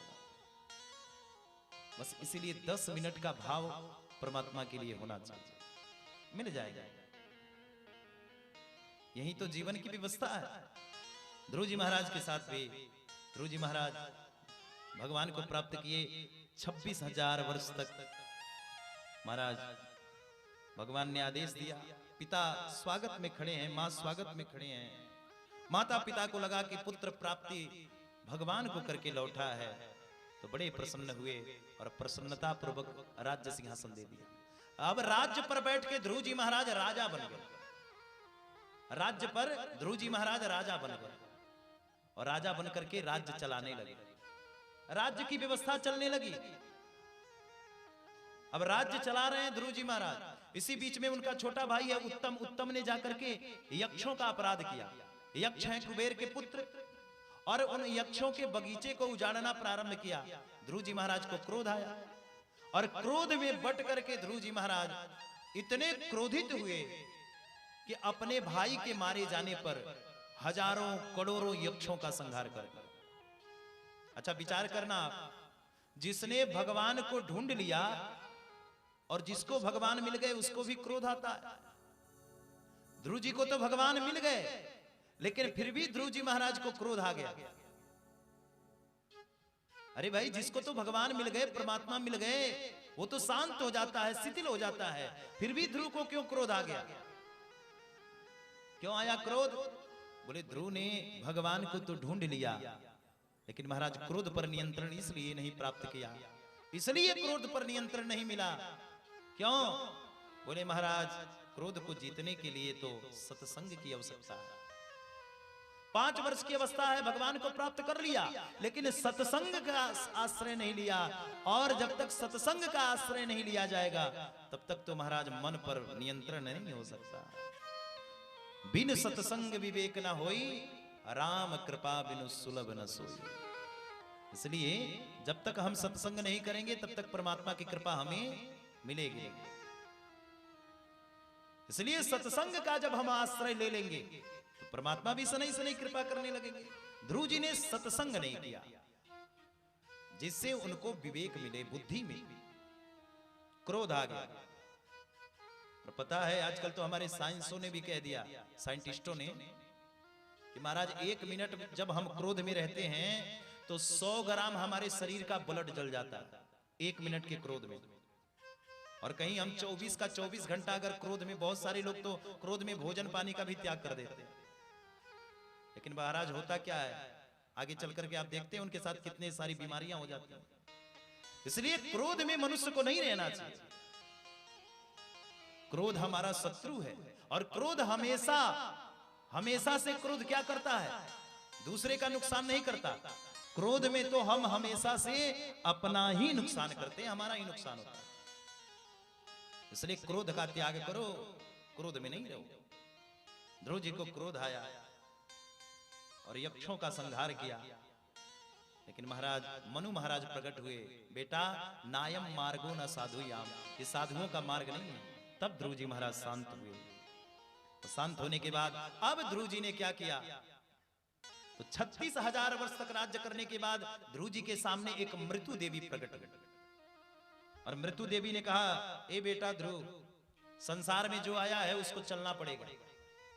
जो भी संसार में दिख रहा है, जो आया है, ये संसार से चलना पड़ेगा। अब तुम्हारा 36,000 पूरा हुआ, अब चलो। ध्रुव जी ने कहा, माता जी आप कौन? तो मृत्यु देवी। एक काम करो, थोड़ा सर नीचे करो। सर नीचे किया। ध्रुव जी ने मृत्यु के सर पे पांव रख करके और निकल पड़े। जैसे ही जाने लगे आकाश मंडल में महाराज क्या देखा कि मां साथ में नहीं। दूतों से कहा, अरे भाई कहां ले जा रहे हो, मेरी मैया तो छूट गई। दूतों ने कहा, महाराज कैसी बात करते हो, जिस कुल में तुम्हारे जैसे लाडले पुत्र की उत्पत्ति हो जाए, जिस कुल में तुम्हारे जैसे लाडले पुत्र की उत्पत्ति हो जाए, उसके माता पिता का तरण तारण कैसे नहीं होगा। इसलिए देखो तो सही, तुम्हारी मां का रथ विमान ऊपर की ओर जा रहा है। प्रसन्न हुए ध्रुव जी महाराज और भगवान के धाम में पहुंचे। आज भी ध्रुव जी महाराज ध्रुव लोक में चमक रहे हैं। आज भी उनकी ख्याति चमक रही है। ध्रुव लोक में आज भी चमक रहे हैं। अच्छा विचार करना, ध्रुव जी महाराज के सामने मृत्यु देवी प्रकट हुई। अच्छा मृत्यु देवी ने क्या कहा कि तुम्हें चलना पड़ेगा। हाथ जोड़ करके स्वीकार किया। हमारे पास मृत्यु आती है तो क्या ऐसे आती है, क्या हमारे सामने हाथ जोड़े और लेकर के चले? क्यों? तो देखो, कुत्ता 2 प्रकार का होता है, एक होता है पालतू और दूसरा होता है फालतू। 2 प्रकार के कुत्ता होता है। पालतू कुत्ता के गले में चमोटी होता है, रस्सी होता है। पालतू जो कुत्ता है उसके गले में चमोटी है, रस्सी है। और वो कुत्ता अगर कहीं जाएगा तो लोग देखेंगे कि भैया ये किसी मालिक का कुत्ता है, इसलिए यहां टच नहीं करना है, ये मालिक का। और फालतू कुत्ता अगर किसी के दरवाजे पर जाए तो लोग डंडा लेकर के टच करने लगते हैं, मारने लगते हैं, भगाने लगते हैं, क्योंकि ये फालतू है। इसलिए 2 प्रकार का कुत्ता है, एक पालतू और दूसरा फालतू। पालतू का तो सम्मान होता है कि ये मालिक का है, मारेंगे तो ठीक नहीं होगा, इसका मालिक छोड़ेगा नहीं। और लेकिन फालतू का अपमान, फालतू का सम्मान नहीं होता। क्यों नहीं होता? क्योंकि वो फालतू। उसी प्रकार से हम परमात्मा के भक्त हैं। जब कोई भगवान का भजन कर लेता है, भगवान की भक्ति कर लेता है, तो भगवान का भक्त हो जाता है। और भगवान के भक्तों का तो सम्मान सभी करते हैं, लेकिन जब कोई भगवान का भजन नहीं करता और भक्ति नहीं करता तो महाराज क्या होता है? बोले यम के दूत आते हैं और नाग फांस में बांध करके बलपूर्वक उसको लेके जाते हैं। 2 प्रकार का मुजरिम होता है ना, 2 प्रकार के मुजरिम होते हैं। पुलिस वाले आए और भैया अपराध उसने भी किया है, लेकिन हाथ जोड़े, सरकार वारंट है आपके नाम से, थाने चलना पड़ेगा, ये भी मुजरिम है। कि पुलिस वाले आए तो दरवाजे पर हाथ जोड़ के कह रहे हैं सरकार आपके नाम से वारंट है, चलना पड़ेगा। और एक मुजरिम वो भी है कि पुलिस वाले आए और डंडा मार करके घसीटते हुए ले जा रहे हैं थाने, चलना। कौन सा मुजरिम बनना स्वीकार करोगे आप? जाना तो सबका है, सुनिश्चित है, सबको जाना है, लेकिन एक मुजरिम वो है कि पुलिस वालों ने सम्मान किया, सरकार चलना पड़ेगा। और एक मुजरिम वो है कि घसीटते हुए डंडा मार के ले जा रहे हैं। अभी आप पर निर्भर करता है कि तुम्हें क्या स्वीकार करना है। इसलिए भगवान की जो भक्ति करने वाला है, भगवान पर जो आश्रित रहने वाला है, उसका तो कल्याण होता है और भक्त जन बन जाता है। तो महाराज यम के दूत आते हैं तो हाथ जोड़ते हैं, यम के दूत भी हाथ जोड़ते हैं और हाथ जोड़ करके कहते हैं कि सरकार आपके नाम से वारंट है, चलना चाहिए। और एक वो है कि महाराज डंडा मार के यम के दूत ले जाते हैं। लेकिन ध्रुव जी का तो कल्याण हो गया। आज भी ध्रुव मंडल में ध्रुव जी महाराज चमक रहे हैं। बोल भक्त वत्सल भगवान की जय, माँ के बिहारी लाल की जय। ओ बंसी वाले, ओ बंसी वाले, ओ बंसी वाले, ओ बंसी वाले। हो परिवार मेरा, परिवार मेरा, परिवार मेरा, परिवार मेरा तेरे सहारे बंसी वाले, ओ बंसी वाले, बंसी वाले, ओ बंसी वाले। परिवार मेरा, परिवार मेरा, परिवार मेरा, परिवार मेरा तेरे सहारे बंसी वाले, ओ बंसी वाले, बंसी वाले, ओ बंसी वाले।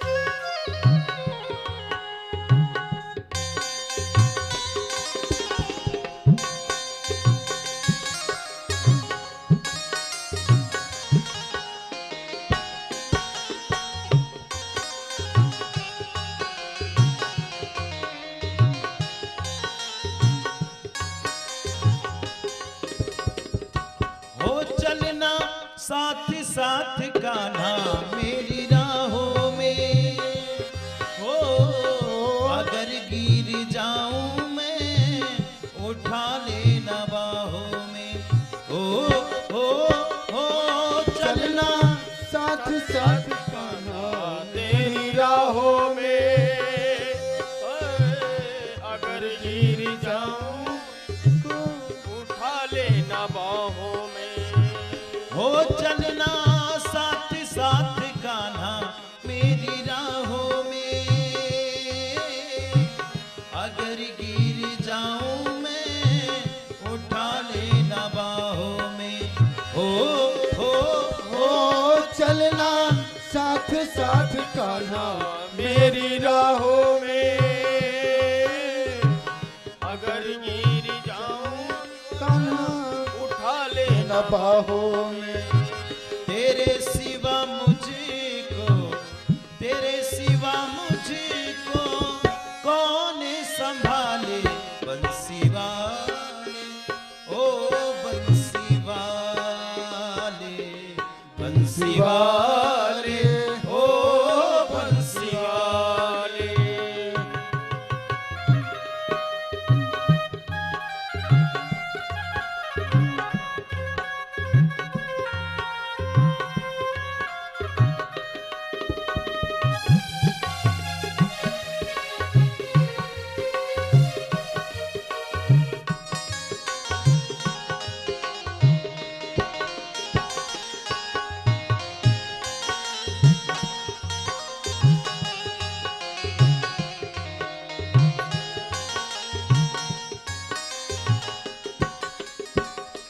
हो मुझको डर है तो केवल संसार का,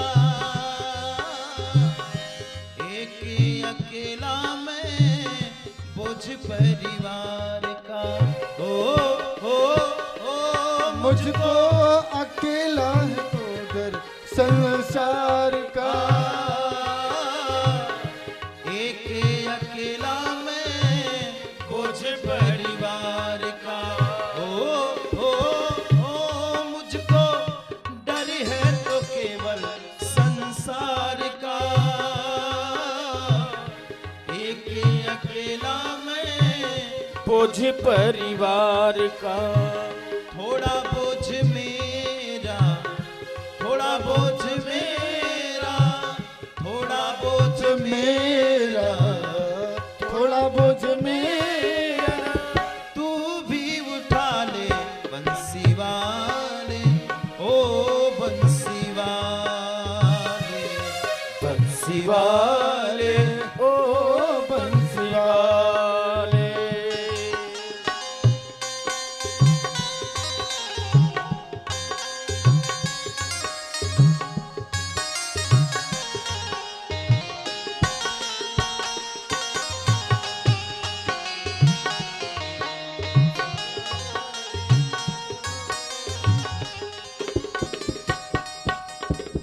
हो तू तो हार का सहारा मेरा श्याम है,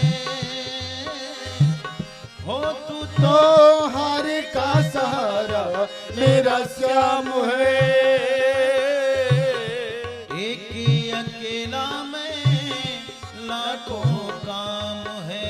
हो तू तो हार का सहारा मेरा श्याम है, एक ही अकेला मैं लाखों काम है। जरा हाथ मेरा, जरा हाथ मेरा, जरा हाथ मेरा जरा हाथ मेरा, तू भी बटा ले बंसी वाले, ओ बंसी वाले, बंसी वाले, ओ बंसी वाले, बंसी वाले, ओ बंसी वाले। हो जिस पे तेरी नजर है उसको फिर कैसा डर है, जिस पे तेरी नजर है उसको जिस पे तेरी नजर है उसको फिर कैसा डर है, जिस पे तेरी नजर है। उसको फिर कैसा डर है। ओ परिवार मेरा, परिवार मेरा तेरे सहारे बंसी वाले, ओ बंसी वाले, बंसी वाले, ओ बंसी वाले। बोल भक्त वत्सल भगवान की जय बाकी बिहारी लाल की जय श्रीमद् भागवत महापुराण की। जय। और आइए श्रीमद् भागवत के चतुर्थ स्कंद को यहाँ पर विराम, और भागवत के अब पंचम स्कंद में हम सब प्रवेश करेंगे भाव से। पंचम स्कंद में श्री सुखदेव भगवान राजा परीक्षित से कहते हैं, राजा अभी तुमने मनु महाराज के 3 पुत्रियों की और 2 पुत्रों की चर्चा सुनी, जिसमें प्रियव्रत और उत्तानपाद की कथा सुनी। प्रियव्रत महाराज भी बड़े प्रतापशाली राजा हुए महाराज, उनके प्रभाव का तुमने चर्चा सुना। अब हम तुम्हें पंचम स्कंद की कथा सुनाते हैं। पंचम स्कंद श्रीमद् भागवत में सुखदेव भगवान कहते हैं, परीक्षित भगवान के रूप, भगवान की लीलाएं अनंत हैं। भगवान के ही अंशावतार एक भक्त हुए ऋषभ देव जी महाराज। 100 पुत्र हैं, लेकिन जब चौथापन आया तो राज्य और प्रजा छोड़कर अर्पित करके और निकल पड़े। और हमें भी यही प्रयास करना चाहिए, जब हमारा समय आए तो हमें संसार से थोड़ा दूर हो जाना चाहिए। ऋषभ देव भगवान ने सोचा घर गृहस्थी में रहूंगा, फंसूंगा, इसलिए निकल पड़े। ये कितने प्रभावशाली हैं ऋषभ देव जी महाराज। बोले एक बार इनके राज्य में वर्षा नहीं हो रही थी, इंद्र ने मना कर दिया, तपोबल से बारिश कर दिया, तो इंद्र प्रसन्न होकर के अपनी पुत्री जयंती का विवाह कर दिया। ऋषभ भगवान की पत्नी का नाम जयंती है। जयंती से 100 पुत्र हुए, जिसमें एक बड़े पुत्र का नाम है भरत, और ये पूरे आर्यावर्त का नाम, जब भरत राजा हुए तो भारत पड़ा। पहले ये आर्यावर्त था। इतने प्रतापशाली प्रभावशाली राजा हैं भरत कि पूरे आर्यावर्त का नाम भारतवर्ष से प्रसिद्ध हुआ। ऋषभ भगवान ने भी अपने कालांतर में समयानुसार इस संसार से निकल पड़े। बड़े पुत्र महाराज भरत हैं, राज्य कर रहे हैं, आर्यावर्त को विख्यात किया, भारतवर्ष को प्रसिद्ध किया। आजकल तो महाराज ये भारत की पद्धति बिगड़ गई। अब तो भारत को हम इंडिया कह रहे हैं। विचार करो, अरे भाई पाकिस्तान को अंग्रेजी में पाकिस्तान कहते हैं, जापान को अंग्रेजी में जापान कहते हैं, ऑस्ट्रेलिया को अंग्रेजी में ऑस्ट्रेलिया कहते हैं, और भारत को बोले महाराज इंडिया कहते हैं। अब देखिए क्या व्यवस्था। लेकिन कुछ हमारे अभिभावकों ने सुप्रीम कोर्ट तक लड़ाई लड़ी। अब देखो मोदी जी का भी कमाल है, बोले महाराज अब इसको भारत का उपाधि मिल रहा है, इंडिया वाला जो ये शब्द था ये हटने वाला। इसलिए हम भारतीय हैं, हम उस देश के वासी हैं जिस देश में गंगा बहती है। गंगा सबको प्राप्त नहीं हुई, केवल भारतवासियों को मिला। जहां डाल डाल पर सोने की चिड़िया करती है बसेरा, वो भारत देश है मेरा। इसलिए हम भारतीय हैं। भारत हमारी पद्धति है, हमारी संस्कृति है, हमारा पहचान भारत से है, इंडिया से नहीं। विश्व स्तर पर जो पहचान बनाया गया वो कौन सा पहचान था? इंडिया। देखिए तो कैसा शासन और सुशासन आ गया। आज भी जब नेपाल में हमारी कथाएं होती हैं तो नेपाल वासी सब भारत ही बोलते हैं, इंडिया नहीं बोलते। वो भारतीय बोलते हैं कि आप महाराज जी भारत से आए हो, बड़ी अच्छी बात है। और हमें लगता है कि साल में 4-5 कथाएं हमारी हो ही जाती हैं। वहां पर भी बहुत भक्तजन हैं जो वहां पर कथा सुनते रहते हैं।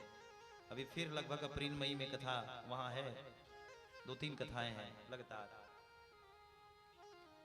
इसलिए आर्यावर्त से भारतवर्ष हुआ। भरत महाराज तपस्वी राजा हैं। भरत जी के मन में विचार आया कि चौथेपन में पिताजी ने भी हमें राज्य दे दिया, हमारे भी महाराज पुत्र हैं, पुत्रों को राज्य दे दिया भरत जी ने। और सोचा कि अब चलना चाहिए, निकल पड़े महाराज। चौथापन है, निकल पड़े। देखो 50 के बाद होता है 51। हर एक मनुष्य को अपने जीवन में 1 से रख करके 1 से लेकर के 25 तक, 1 से लेकर के 25 तक ब्रह्मचर्य आश्रम का पालन करना चाहिए। हर एक व्यक्ति को ब्रह्मचर्य आश्रम का पालन करना चाहिए, ब्रह्मचारी बन करके। और 25 के बाद जब 26वां वर्ष आवे तो महाराज गृहस्थी बन जाना चाहिए, विवाह करना चाहिए।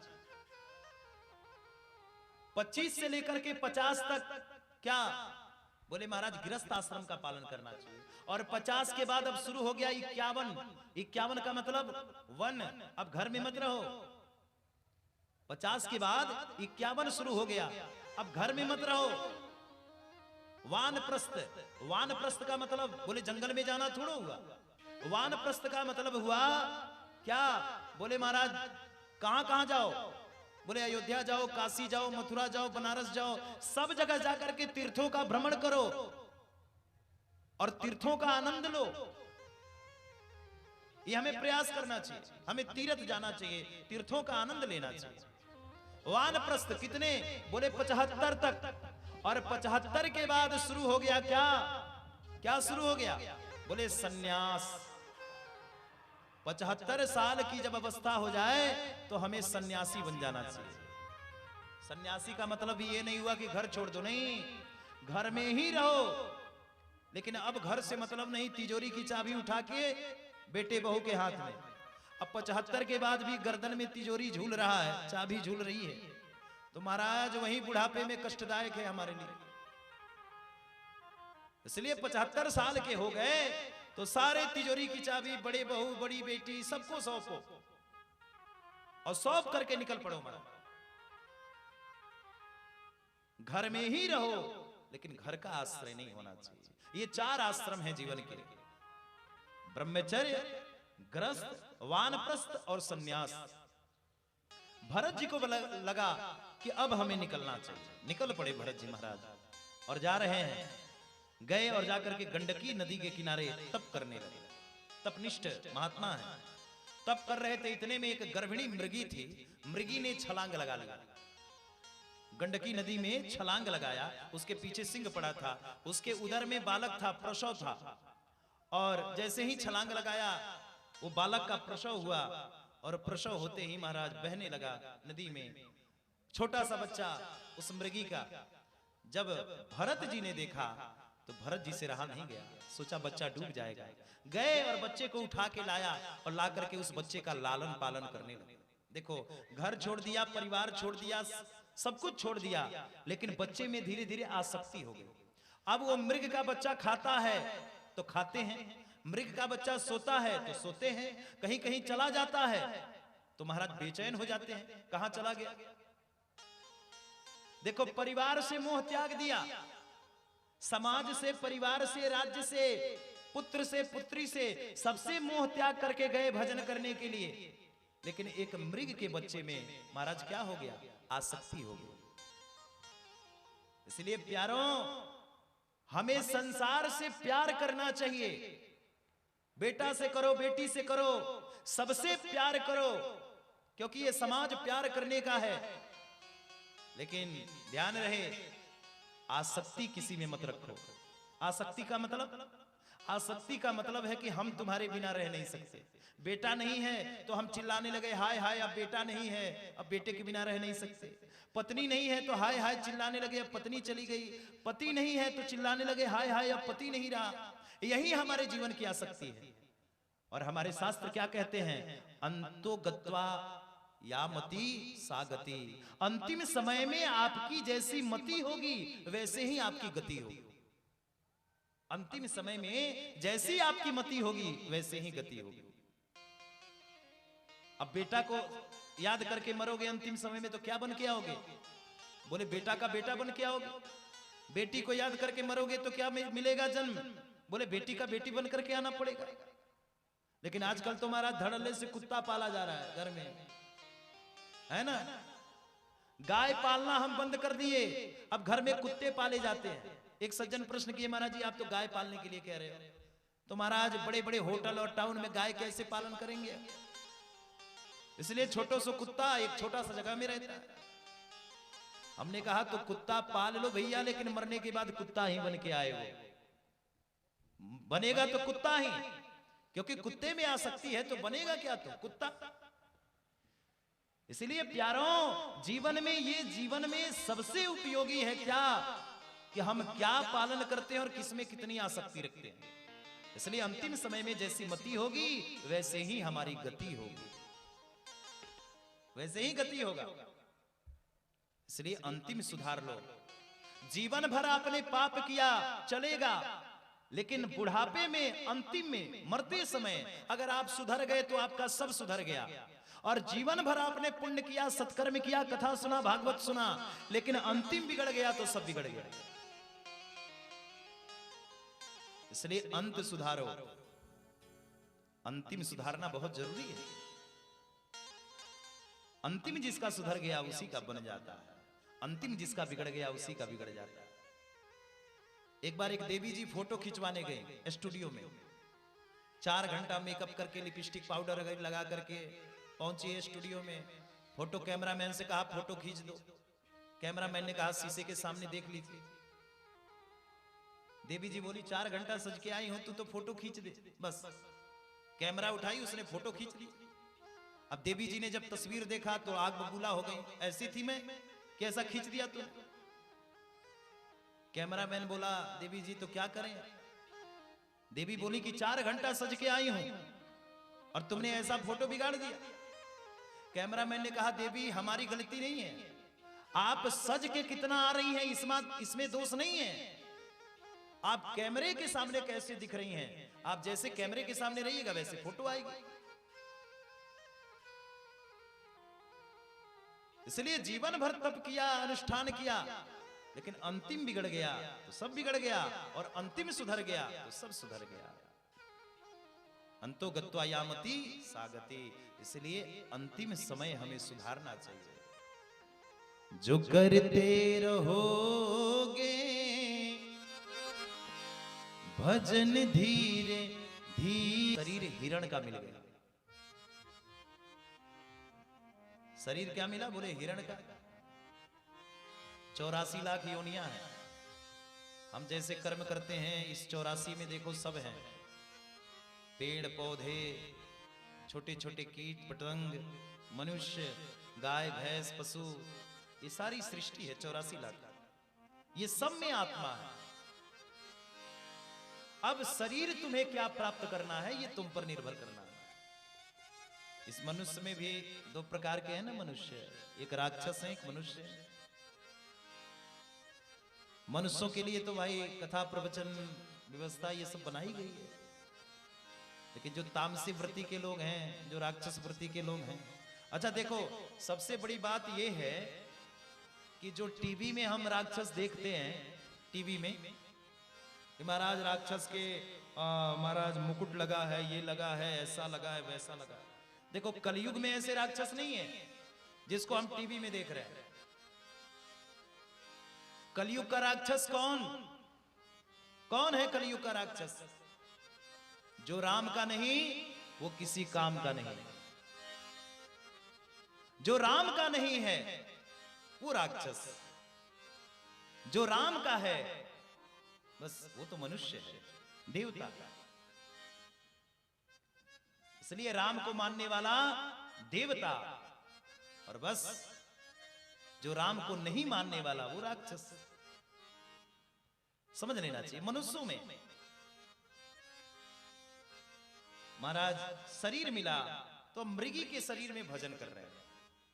भजन की उपाधि हुई, सोचा कि मैंने तो शरीर खराब कर लिया, मैंने अपना योनि खराब कर लिया, अब तो मुझे 84 में भटकना पड़ेगा। अब मैं 84 में आ गया, अब मैं क्या करूं? मेरा उद्धार कैसे होगा?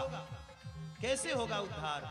तो सोचा इस बार अगर शरीर मिलेगा तो मैं दिव्य भजन करूंगा।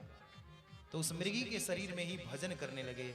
भजन का प्रभाव हुआ सनई सनई धीरे धीरे, तो महाराज शरीर छूटा, और शरीर छूटा तो एक ब्राह्मण के परिवार में जन्म हो गया। शरीर छूटा तो एक ब्राह्मण परिवार में जन्म हुआ, भरत जी महाराज। अब पिताजी चाहते हैं, पहले से ही 4 भाई हैं, इनके पिताजी के 4 पुत्र हैं, और ये 5वां हुए भरत जी महाराज। पिताजी चाहते हैं छोटा बच्चा है, पंडिताई पढ़ लेगा, पुरोहित कर्म करेगा, चलो इसको पढ़ाऊं। लेकिन भरत जी ने सोचा अगर पढ़ लूंगा तो पिताजी ब्याह कर देंगे, और विवाह कर लेंगे तो फंस जाएंगे संसार में, इसलिए पढ़ेंगे ही नहीं, ब्रह्म ज्ञानी है। पिताजी एक बार पढ़ाए, बेटा आओ गायत्री मंत्र पढ़ा दो। जैसे ही पिताजी पढ़ाने के लिए बैठे, भरत जी ने कहा पिताजी जितने समय से आप मुझे पढ़ा रहे हो, इतने समय से तो 99,900 चीटियां इस बिल में समा गई। पिताजी का माथा गर्म हो गया। अरे भाई हम तो तुम्हें कुछ और पढ़ा रहे हैं और तू बैठा बैठा यहाँ चीटियां गिन रहा है। इसलिए बिल्कुल जड़ है, नाम रख दिया जड़ भरत। मती जड़ है तेरी, जड़ भरत नाम हो गया। भरत जी ने सोचा अब सर्टिफिकेट मिल गया पागलपन का। क्योंकि संसार देखो, संसार के नजर में, पागल की नजर में संसार पागल,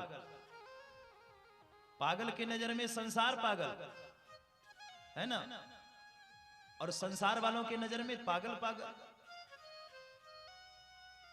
लेकिन देखो पागल का मतलब क्या है?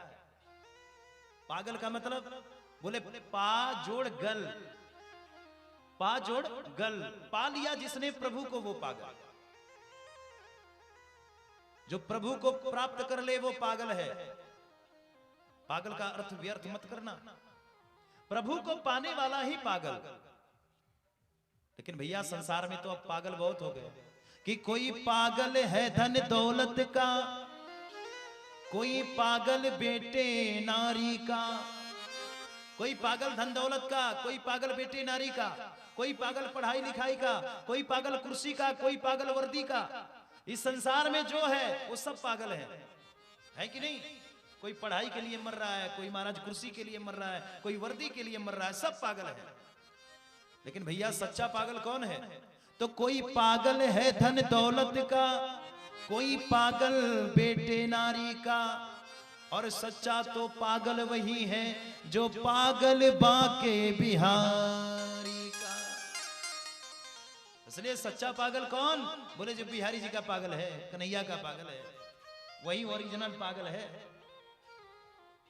भरत जी महाराज ने भी यही किया जीवन में। घर वालों ने त्याग किया, भरत जी निकल पड़े भरत जी महाराज। और गए कहां?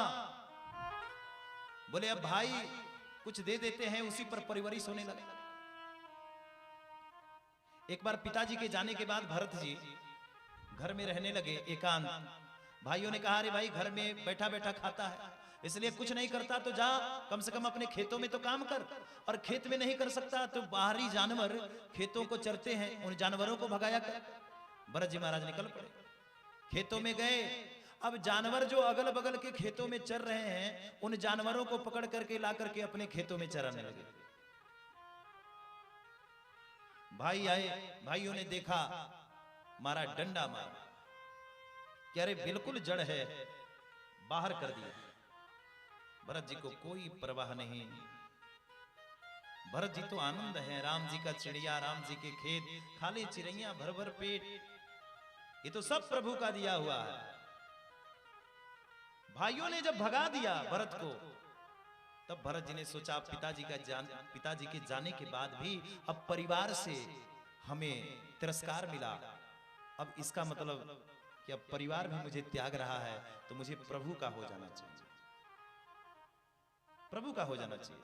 मेरे प्यारों, दुनिया वालों, संसारियों, हमें समझने की आवश्यकता है, जब तक हम संसार के लायक हैं तब तक हमें संसार पूजता है, और जिस दिन संसार समझ जाए कि हम संसार के लायक नहीं, संसार उसी दिन धक्का मार के, लात मार के घर से बाहर कर देगा। ये संसार का नियम है। एक बार एक बच्चा खो गया, तो बच्चा भाग करके चला गया अयोध्या। अयोध्या में रहने लगा एक महाराज जी के आश्रम में। सनई सनई बड़ा हुआ, 20-25 साल बीत गए। घर वालों ने सोचा चलो भाई कहीं चला गया होगा। 20-25 साल के बाद पता चला कि बच्चा अयोध्या में रह रहा है। अब घर वाले परेशान, पूरे घर वाले पहुंच गए। अरे भाई तू तो मेरा भाई है, भाई कह रहे मेरा भाई है, माँ कह रही है मेरा बेटा है। सभी महाराज उस बच्चे को जाकर के लाना चाहते हैं घर में। बच्चा बोला नहीं नहीं मैं नहीं जाने वाला, मैं तो भजन करूंगा, यहीं पड़े रहूंगा। अब भाई और बंधु सबने जाकर के गुरुजी से कहा गुरुजी आप कह दोगे तो बच्चा चला जाएगा घर। गुरुजी ने कहा मैं क्यों कहूं? नहीं नहीं महाराज आप कह दो, आपके आश्रम में है। गुरुजी ने समझाया चल एक काम कर, भाई लोग हैं, माता है कह रही है तो जा, जब तक माँ है तब तक भजन कर घर में, और फिर माँ के जाने के बाद चला आना, यहीं पे आश्रम में रह। गया, घर पे रहने लगा आनंद पूर्वक। लेकिन आश्रम का नियम है सुबह हमारा जल्दी उठना, उसके बाद स्नान ध्यान करने से निवृत्त होना, जल्दी से पूजन पाठ करना, उसके बाद महाराज कुछ नाश्ता पानी मिला, उसके बाद दोपहर में भोजन, चकाचक 1-2 घंटे का नींद, फिर शाम को कुछ मिल गया, उसके बाद फिर रात्रि में भोजन, फिर विश्राम। कोई काम है नहीं आश्रम में। आश्रम का तो ये नियम है। अब आश्रम के नियम से वो बंधा हुआ बालक है, आश्रम में ही रहता है। अब भाई लोगों ने देखा कि अरे भाई हम तो खेतों में काम करते हैं और ये दिन भर क्या करता है, माला लिए सीताराम सीताराम कर रहा है। भाइयों ने कहा अरे भाई 1-2 महीना हो गया, कब तक सीताराम करेगा, जाना खेतों में कुछ जानवरों को तो भगाया कर। इसने कहा देखो भाई मुझसे कुछ नहीं होगा, मैं पहले ही बोल दिया था मैं भजन करने आया। भाइयों ने कहा जब भजन ही करना है तो घर पे क्यों पड़ा है, तुझे अयोध्या ही चला जा। जब तुझे भजन ही करना है तो घर के लायक नहीं है, तू अयोध्या ही पड़ा रहे। परिवर्तन संसार का नियम है। भाइयों ने देखा कि ये किसी काम का नहीं, इसलिए तू अयोध्या के लायक है। जब तक हम परिवार के लायक हैं, परिवार हमारा पूजन करता है। जिस दिन परिवार के समझ में आ गया कि आप परिवार के लायक नहीं, उस दिन परिवार घर से धक्का मार के बाहर कर देता है। ये परिवार का नियम है। इनको भी यही लगा भरत जी को, चलो अब चल करके हमें भजन करना चाहिए। निकल पड़े भरत जी महाराज, निकल पड़े और गए तो महाराज रास्ते में कोल भीलों का एक सरदार है, उसके सैनिक घूम रहे हैं। क्यों? क्योंकि उसको भद्रकाली मैया ने कहा है, एक तांत्रिक ने कहा भद्रकाली की सेवा करो, नर बलि चढ़ाओगे तो नर बलि के चढ़ाने से तुम्हें क्या मिलेगा? बोले नर बलि चढ़ाने से तुम्हें ये होगा कि तुम्हें पुत्र प्राप्ति हो। अब चारों तरफ से सैनिक ढूंढ रहे हैं, भरत जी मिल गए, बाबा को ही पकड़ा। ये मोटे तगड़े हैं, इन्हीं की बलि चढ़ाई। सैनिक सब पकड़ करके भरत जी को ले गए। लेकिन भरत जी ने सोचा अब क्या करूं, मेरा कैसे कल्याण होगा। सैनिक सब घबरा गए कि अब क्या करूं, अब कैसे कल्याण होगा। विचार करने लगे। इधर भरत जी महाराज गए और जाकर के भरत जी कोल भीलों ने खूब बढ़िया भोजन दिया भरत जी को। भरत जी महाराज भोजन पाए और भोजन पा करके मस्त हो गए। भरत जी महाराज मतवाले हो गए कि आज तक घर में तो कुछ मिला नहीं, आज यहीं पर भगवान की कृपा से भोजन मिल रहा। सैनिक सब अगल बगल में खड़े हैं और बकरा को बलि चढ़ाने से पहले खिलाया जाता है। भरत जी को भी खूब खिलाया। बलि चढ़ाने की जब बारी आई तो भरत जी महाराज तो आनंद पूर्वक सो रहे थे। जैसे ही तलवार लेकर के कोल भीलों ने वार किया भरत जी पर, तुरंत भद्रकाली मैया प्रकट हो गई। भद्रकाली देवी प्रकट होकर के सारे कोल भीलों के सरदार को समाप्त कर दिया। सब के सब महाराज समाप्त हो गए। उसके बाद भरत जी ने भद्रकाली को धन्यवाद किया, मां आज आपकी कृपा से मेरी प्राण बच गया, मैं आज जीवित हो गया। वहां से भरत जी महाराज निकल पड़े। रहुगण एक नाम का राजा है, वो रहुगण जा रहा था महाराज कपिल भगवान से दीक्षा लेने के लिए। लेकिन रास्ते में ही जिस पालकी पर बैठ करके रहुगण जा रहा था, भरत जी महाराज को कहारों ने लगा लिया। लेकिन भरत जी ने सोचा कि ये रहुगण का भार मेरे ऊपर है, इसलिए रहुगण का कल्याण करना चाहिए। धर्म शास्त्र और उपनिषद का दिव्य ज्ञान देकर के रहुगण को ऐसा समझाया कि रहुगण के समझ में आ गई और रहुगण आज भरत जी का शिष्य बन गया। भरत जी ने परमात्मा को प्राप्ति करने के लिए भजन किया और अंतोगत्वा भरत जी को भगवान की प्राप्ति हो गई। बोल भक्त वत्सल भगवान की जय, बांके बिहारी लाल की जय। हर हर महादेव शंभो। आइए आज इस कथा को यही क्रम में रखेंगे। कल से कथा को